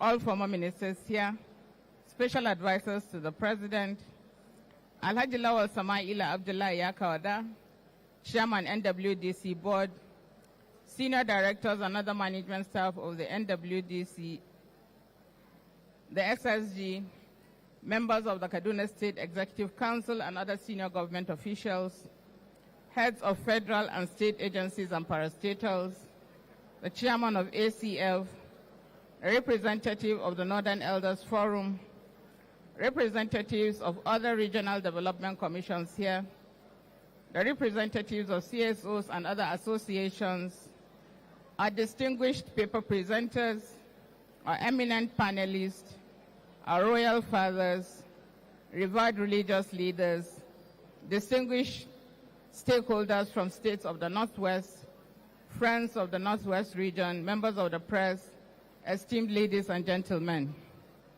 I stand here on behalf of His Excellency, Governor Ubasani, who is unavoidably absent. He has requested that I convey his warm felicitations to the meeting and also deliver his speech. I warmly welcome you to Kaduna, long regarded as a center of learning and a meeting point of ideas, dialogue, and national purpose. We are gathered here not merely to observe a statutory process or to endorse an institution, but to reflect deeply on the future of a region that is home to more than 60 million Nigerians. The Northwest is not a peripheral space in our national story. It is central to Nigeria's history, its economy, its culture, and its demographic strength. What happens here matters profoundly for the stability and prosperity of our country. I commend the Joint Senate and House Committees on the Northwest Development Commission for convening this summit at a moment when reflection must give way to deliberate action. Your foresight in creating a platform for collective thinking speaks to the growing recognition that the development challenges confronting our region demand coordination, scale, and institutional clarity. Kaduna State is honored to host this important engagement, and we are committed to ensuring that its outcomes resonate far beyond this hall. I wish to express our deep appreciation to the President and Commander-in-Chief of the Armed Forces of the Federal Republic of Nigeria, His Excellency Asiwaju Bola Ahmed Tinubu, GCFR. The establishment of the Northwest Development Commission under his administration represents not just legislative assent, but strategic vision. It reflects an understanding that enduring regional disparities cannot be resolved through fragmented, centrally driven interventions alone. They require purpose-built institutions endowed with clarity of mandate and a long-term outlook. The Northwest Development Commission was conceived as such an institution. Its creation acknowledged a hard truth. Despite the region's immense contributions to Nigeria's agricultural output, commerce, and human capital, it has lagged behind in critical infrastructure, industrial development, and social investment. The Commission was therefore designed as a vehicle for structural transformation, one capable of addressing interconnected deficits in infrastructure, economic opportunities, education, healthcare, and skills development in a coherent and sustained manner. I also commend the leadership of the 10th National Assembly, particularly the President of the Senate and the Speaker of the House of Representatives, for the patriotism and bipartisan commitment that ensured the passage of the enabling framework for the Commission. The collaboration affirms that when national interest is placed above sectional considerations, meaningful progress is possible. Distinguished participants, the theme for this summit, advancing a coordinated regional development agenda for Northwest Nigeria, goes to the heart of our collective responsibility. For too long, development planning in our region has been pursued in silos, yet the challenges we face are inherently regional. Insecurity does not recognize state boundaries. Educational deficits in one state weaken labor markets in another. Economic shocks in a commercial hub reverberate across adjoining communities. The Northwest is bound together by geography, history, culture, and economic interdependence. It is therefore logical and necessary that our response to shared challenges must also be regional. The Northwest Development Commission provides a framework through which this coordination can occur, not as an abstract idea, but as a practical governance mechanism. However, we must be clear-eyed. Institutions do not transform societies by their mere existence. A commission is only as effective as the strategy that animates it, the discipline that governs it, and the outcomes it delivers to the people it was created to serve. The Northwest Development Commission must not become another bureaucratic layer. It must function as a catalyst, aligning policies, mobilizing investments, and ensuring that development efforts across the states of the Northwest reinforce rather than duplicate one another. Encouragingly, the Commission is expected to take meaningful steps towards fulfilling this mandate.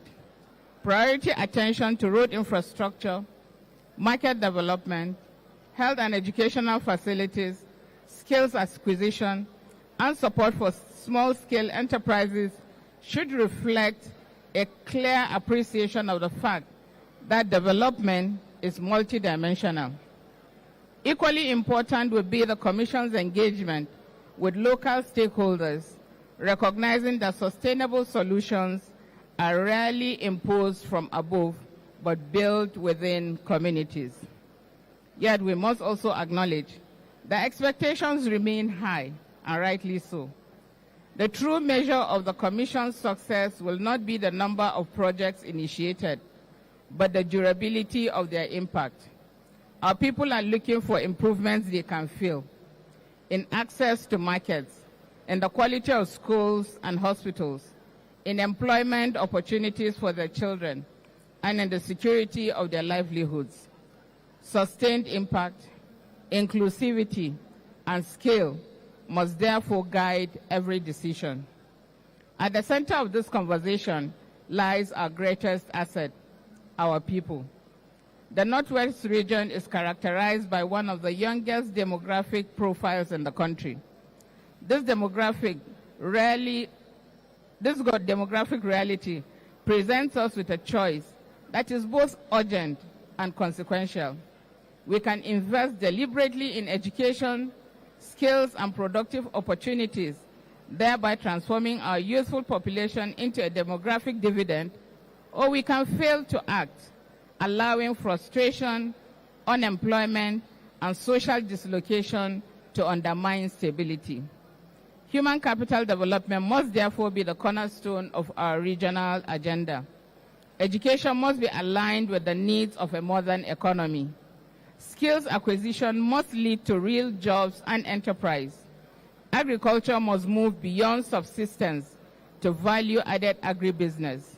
Industrialization must be pursued not as an abstract aspiration, but through practical linkages between infrastructure, finance, and markets. In Kaduna State, we have learned that development accelerates when institutions work together and policies are anchored on evidence and inclusion. This is why we see the Northwest Development Commission not as a competitor to state governments, but as a strategic partner, one that can harmonize priorities, reduce duplication, and unlock economies of scale that no single state can achieve alone. Distinguished lawmakers, management, top officials of NWDC, and other stakeholders here. This summit must go beyond diagnosis. Our people are not short of reports. They are short of results. I urge this gathering to focus on actionable roadmaps, clear timelines, and measurable outcomes. Identify areas for immediate collaboration, clarify the roles of federal, regional, and state actors, establish mechanisms for accountability and learning. The Northwest has the potential to become a hub of agricultural productivity, agro-processing, commerce, and skilled labor. With the right coordination, it can become a model of how regional development commissions strengthen federalism by bringing governance closer to the people. As a host, I assure you that Kaduna State stands ready to work closely with the Commission, the National Assembly, and sister states to translate vision into reality. The success of the Northwest Development Commission will not belong to any single administration or institution. It will belong to the millions of citizens whose lives it improves. Let us therefore approach this task with humility, discipline, and a shared sense of purpose. History will judge us not by the elegance of our speeches, but by the clarity of our choices and the courage of our actions. Once again, I welcome you to Kaduna. I pray for productive deliberations and look forward to outcomes that will reposition the Northwest as a region of opportunity, stability, and shared prosperity. And at this juncture, it is with a sense of responsibility and gratitude to Allah Almighty that I declare this summit officially open for the benefit and betterment of the people of the Northwest and Nigeria as a whole. Thank you very much. Thank you very much, Your Excellency, the Deputy Governor of Kaduna State, Hajia Balarabe. We are very grateful for your patience and the patience that you have exhibited throughout the session today, since morning, that you have been seated here with patience and equanimity. We are very grateful for your leadership. The Managing Director of the Northeast Development Commission, Mohammed G. Al-Kali, will speak briefly on behalf of the other national Northern Development Commissions. Alhaji Mohammed Al-Kali. Thank you very much.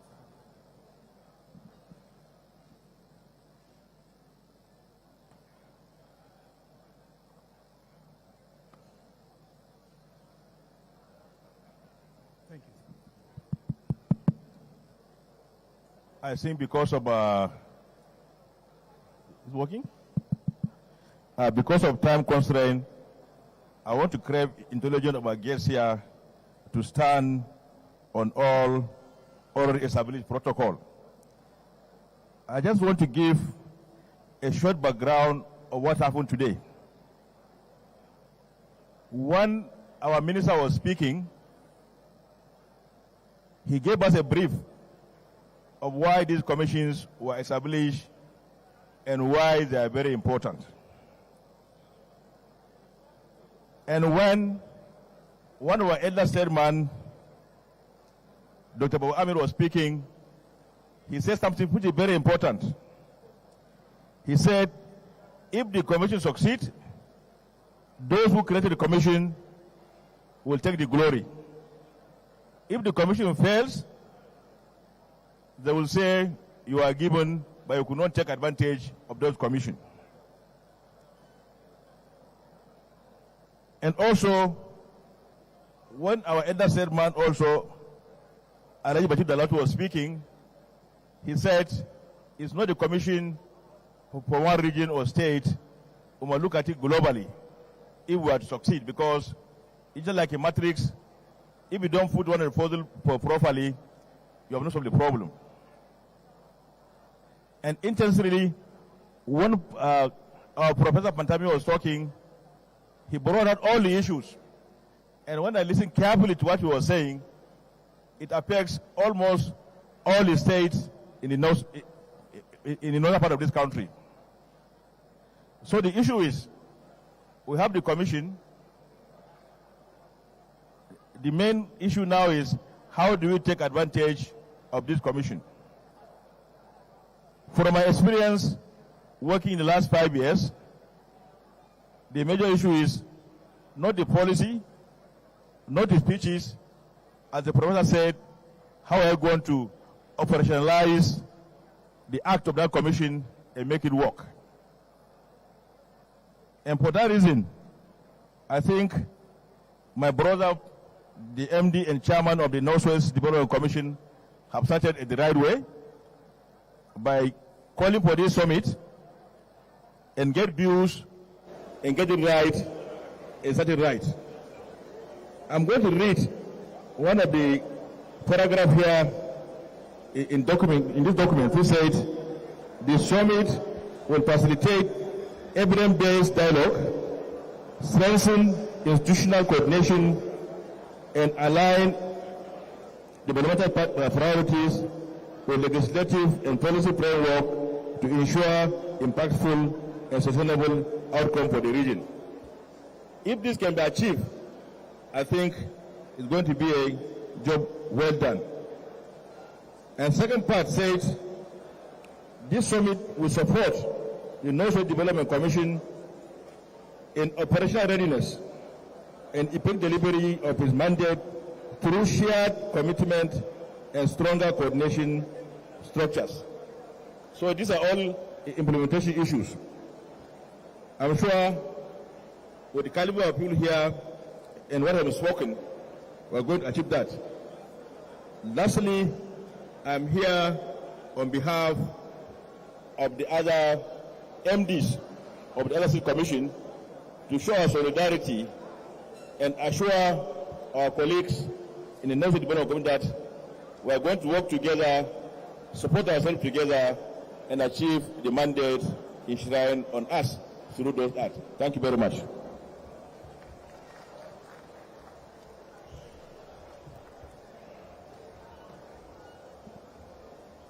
I am also under instruction to avail the Deputy Governor, Economic Policy Directorate of the Central Bank, Muhammad Sani Abdullahi, PhD, to speak briefly on this occasion.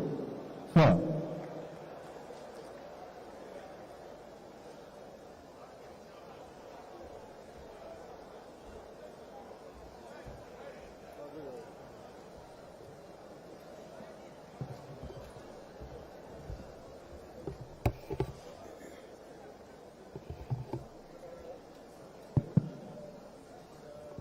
Your Excellency,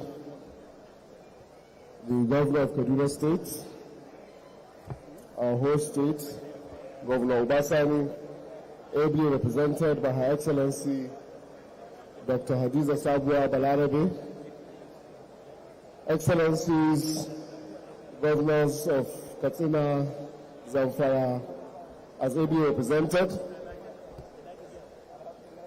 Honorable Ministers, Special Advisors to the President, Heads of Federal Government agencies, members of the Kaduna State Executive Council, members of the National Assembly, my apologies, the Chairman and MD of the Northwest Development Commission, stakeholders across the Northwest, and the breach of protocol, the Honorable Speaker, ably represented by my brother, Honorable Mukhtar Charo, distinguished members, ladies and gentlemen, good afternoon. I would like to first of all thank most sincerely the joint National Assembly Northwest stakeholders for inviting me to speak and deliver a paper at this very important summit. What I prepared was actually 35 pages. Should I give 35 pages? But I will shorten it significantly and just speak very briefly for a few minutes. And to really just say that I want to thank Mr. President for having the clear vision to put this commission together, which is a clear commitment of the administration in tackling the challenges of the region. We can go to the slide. This was a few things that I want to talk about on the strategic endowment, the crisis that we face around inclusion, recent efforts, and then key points and closing. I was asked to speak particularly on youth and women inclusion, and to just identify that Nigeria does have strong institutions, building blocks, agencies, policies, data, systems, and leadership. Now we have the Northwest Development Commission and other regional commissions. However, development outcomes have still remained stalled by what I've called a transmission gap in coordination and execution.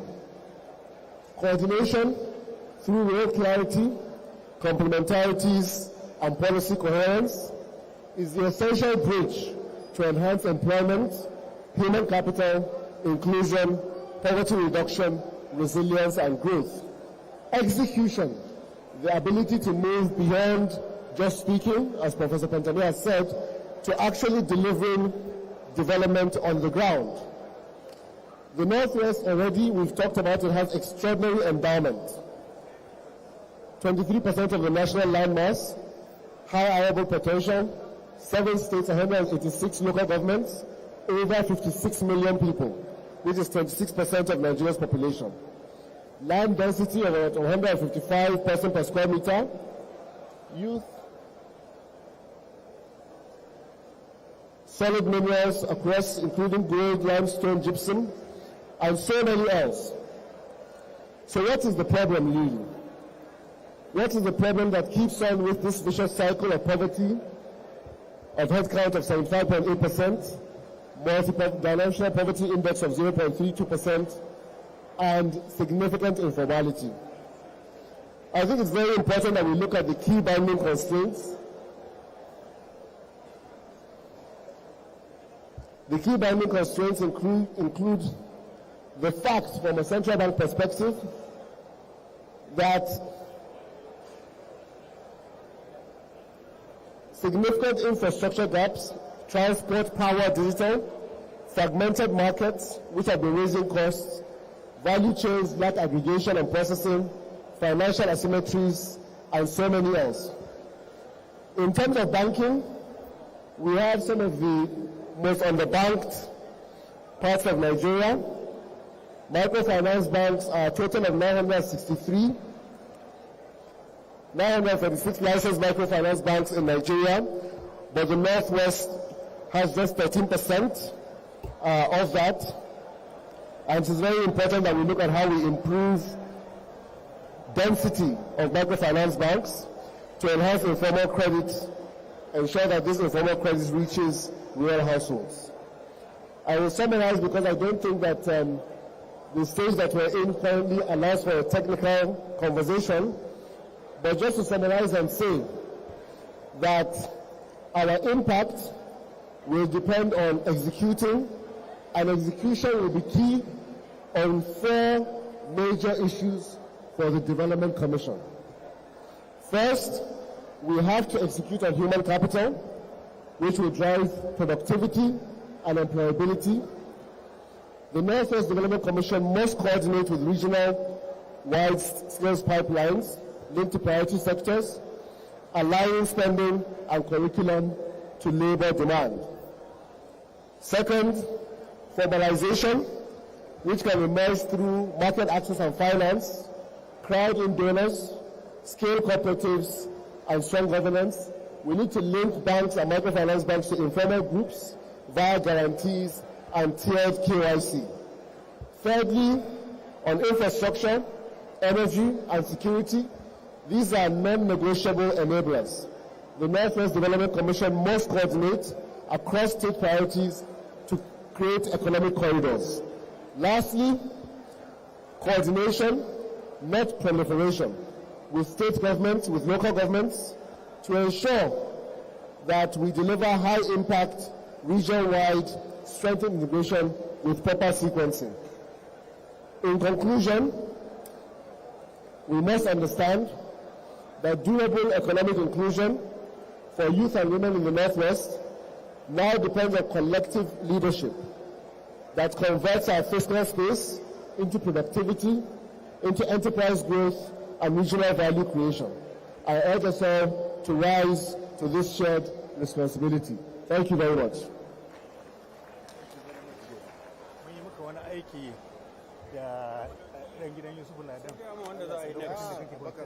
Professor Mike, za mu kira wani professor ne yanzu. Yanzu kuma? Yes, sir. Wai haka suka ce in ji kamata ai break ba. To haka suka ce wai su amma kai me magana? Kai ma MD. Ladies and gentlemen, we are still asking the indulgence of those that are standing in the front and those perambulating up and down. We request the indulgence to be seated, please. Decorum should be our watchword. Let there be orderliness in here, please. We request our indulgence to be seated. Let us maintain that silence so that we hear the real thing. Ladies and gentlemen, for our time I invite our lead paper presenter, who is a professor of political governance, a former head of admin, a local government expert, and now the dean of the government administration, a local government studies of the Pune University in Nigeria, the Ahmadu Bello University Zaria. Ladies and gentlemen, inviting for his own paper presentation, Professor Kabir Isa, the Dean Faculty of Administration, TVC Zaria.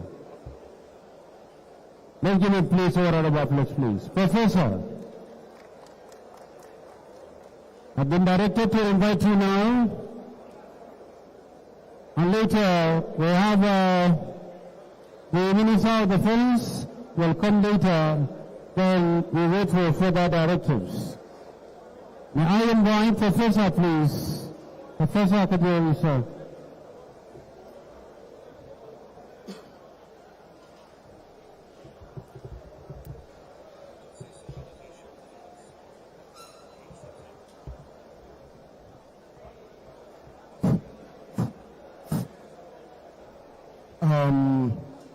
Good afternoon, Your Excellencies,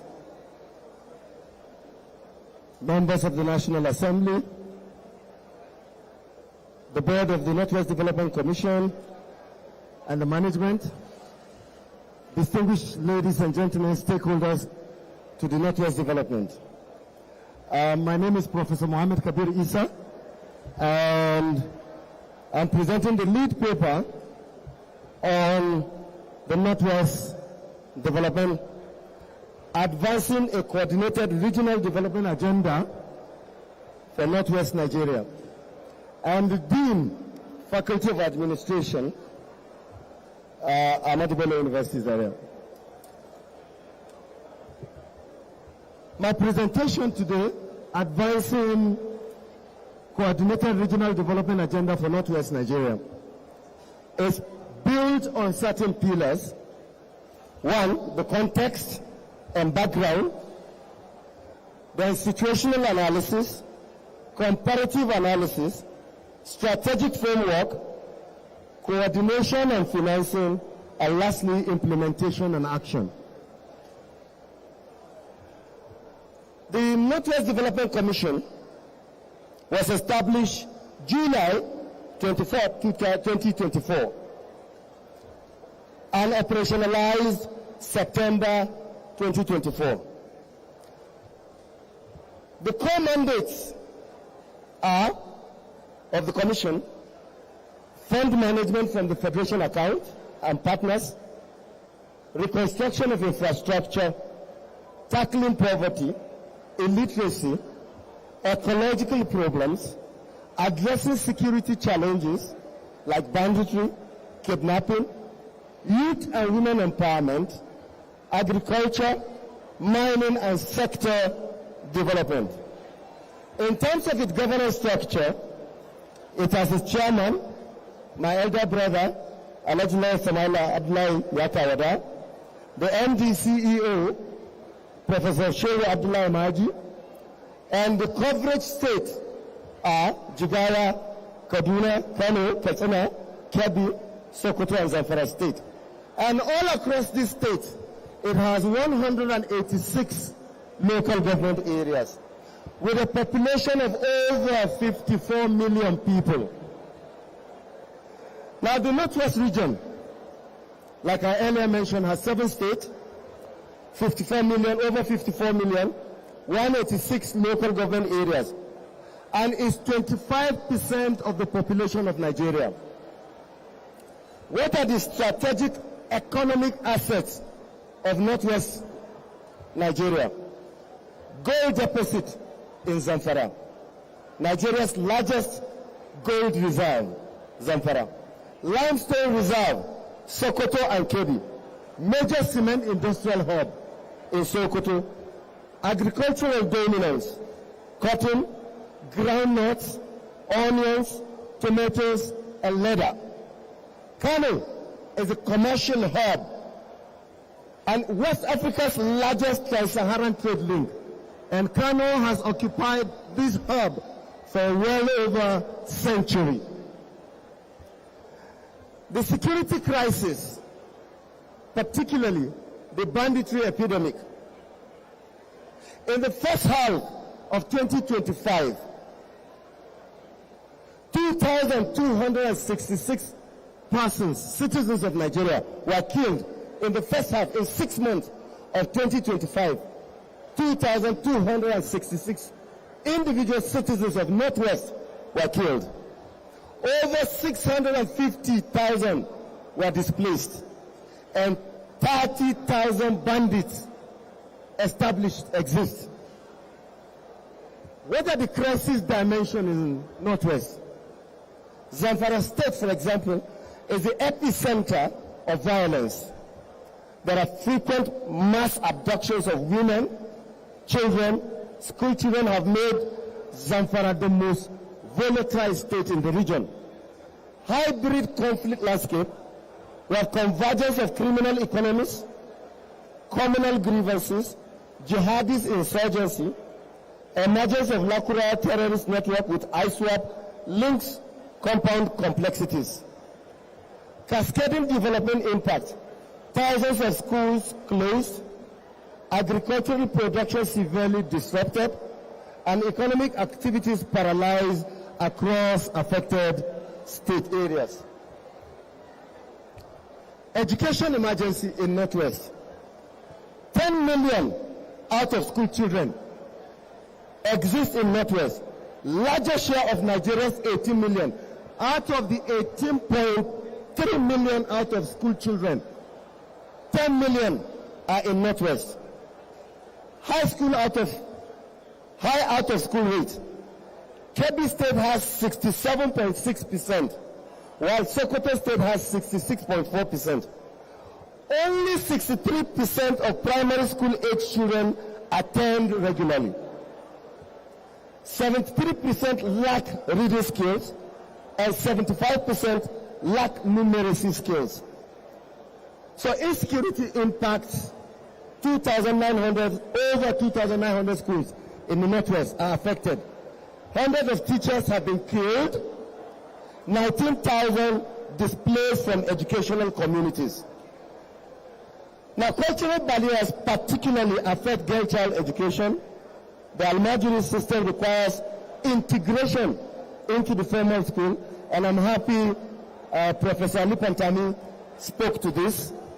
Economic constraint, poverty forces children into labor, insufficient schools, and lack of qualified teachers. Now, poverty and food insecurity. 70% are in multidimensional poverty rate in the Northwest. 87% of Nigeria's poor are in the Northwest. 4.2 million In the index of the IPC Phase 4 in the emergency, food security during the June-August 2025 lean season. The hardest hit states are Kaduna, Sokoto, and Zamfara. What are the root causes of this poverty and food insecurity? Armed groups raid farms, loot harvest, and impose informal taxes on rural communities. Reduced cultivation capacity due to displacement and insecurity. What are the paradoxes in the Northwest? The region hosts Nigeria's agricultural backbone, yet suffers severe food insecurity. Now, lessons from regional development commissions. The NDDC, for example, has oil exploration impact, regional infrastructure, and youth training. But what is the problem with the NDDC? It is suffering the problem of corruption. It is assessed in 2023 from an external forensic audit that $14.5 billion have been managed by the NDDC. The Southeast Development Commission is suffering the problem of erosion, investment promotion, GDP growth targeting. And what are the lessons for us from the Southeast Development Commission? It has a Southeast Investment Committee, investment company, and it is targeting $1 billion by 2035. What about the North Central Development Commission? It is suffering farmer-herder conflict, flood management, poverty reduction. Lessons. Community-based security approach is their approach. The Northeast Development Commission is recovering from insurgency. It is pursuing resettlement, reconstruction, and reconciliation. And what are the lessons for us from the Northeast Development Corporation? We are to integrate security with development. Southwest Development Commission. There are problems of infrastructure, ecological challenges, and regional competitiveness. Lesson. One block regional agenda is the agenda.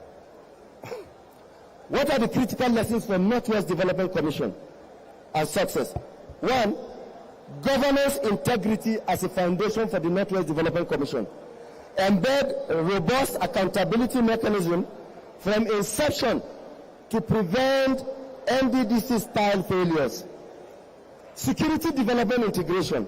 Adopt the Humanitarian Development Peace Human Development Index Nexus framework from the Northeast Development Commission. Innovative financing for sustainability. Establish Northwest Investment Company, model after the Southeast Development Commission investment company approach. Regional integration and coordination. Adopt one Northwest unified regional development vision. Master plan with phased implementation. Sequence approach responsive to evolving conditions. Project completion culture. Prioritize completing existing projects before initiating new ones. Stakeholder engagement and community ownership. Avoid top-down approaches. Engage state governments, traditional institutions, civil society, and communities meaningfully. Strategic framework, vision and mission of the Northwest Development Commission. A secure, in terms of vision, a secure, economically vibrant, and sustainable Northwest Nigeria that thrives on peace, agricultural innovation, human capital development, and inclusive prosperity. Mission: to facilitate the rapid socio-economic recovery of the Northwest through strategic infrastructure reconstruction, poverty eradication, security enhancement, and social rehabilitation, turning the region's challenges into opportunities for sustainable growth.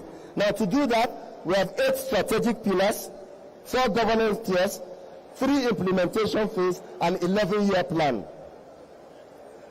So for the 8 strategic pillars, we have security and peace building, education and human capital, healthcare and social protection, agricultural transformation, infrastructure development, economic diversification, youth empowerment, youth and women empowerment, and then ecology and environment.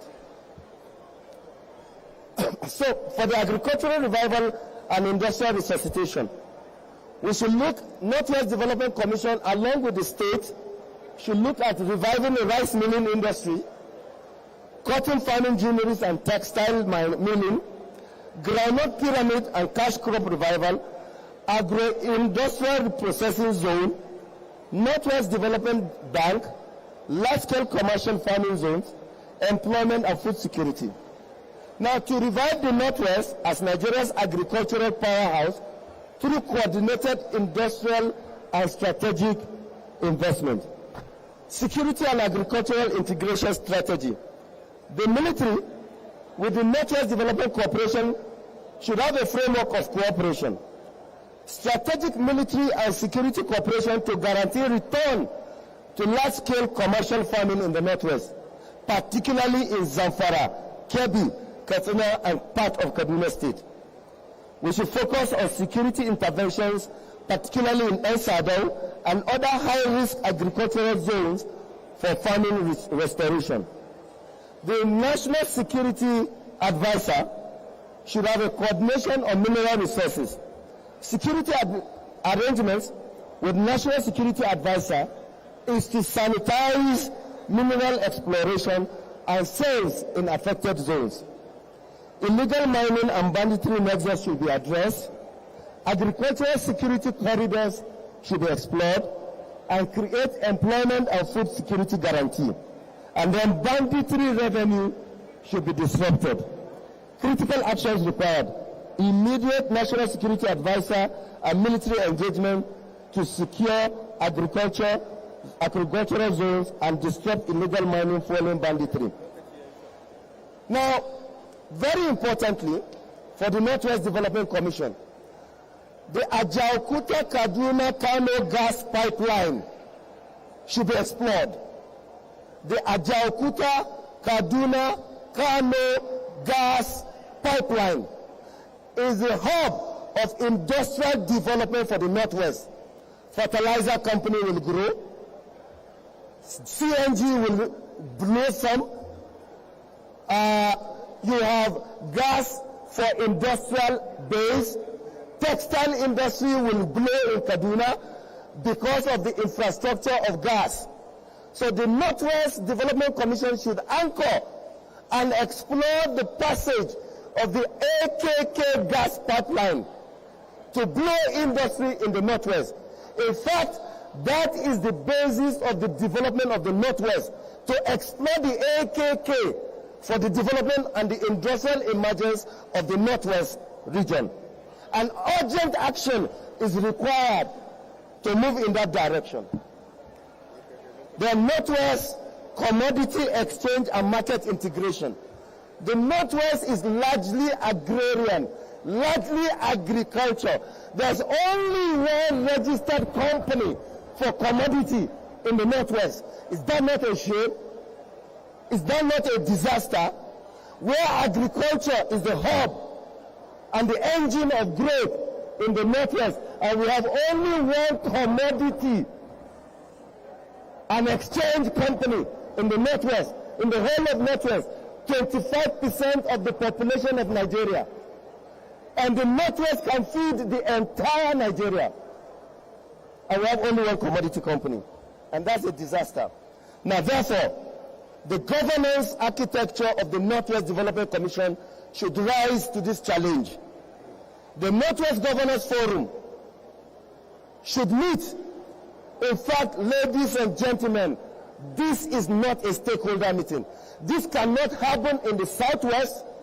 This cannot happen in the Southeast. This place is a bazaar, not a stakeholder summit, and is a disaster. This does not represent the Northwest. This is not the Northwest. This is disaster. This is not a stakeholder summit. This is disaster. My job as a professor is to teach and mold character. This is not the character of Northwest Nigeria. It's a disaster. The Northwest Governors Forum should meet. The Northwest Governing Board should meet. The Northwest Development Commission management should realign itself. And there should be sectorial technical committee to deal with the issues and engage with the governance structure and deal with this problem. Thank you, ladies and gentlemen. I'm disappointed. Ladies and gentlemen, that has been the dean of the faculty of administration of Ahmadu University, Professor Kabir Issa. Ladies and gentlemen, before we go to the next speaker, may I announce the arrival of Honorable Fidelis Bagudu, member House of Representatives, Tukul Kaduna Federal Constituency.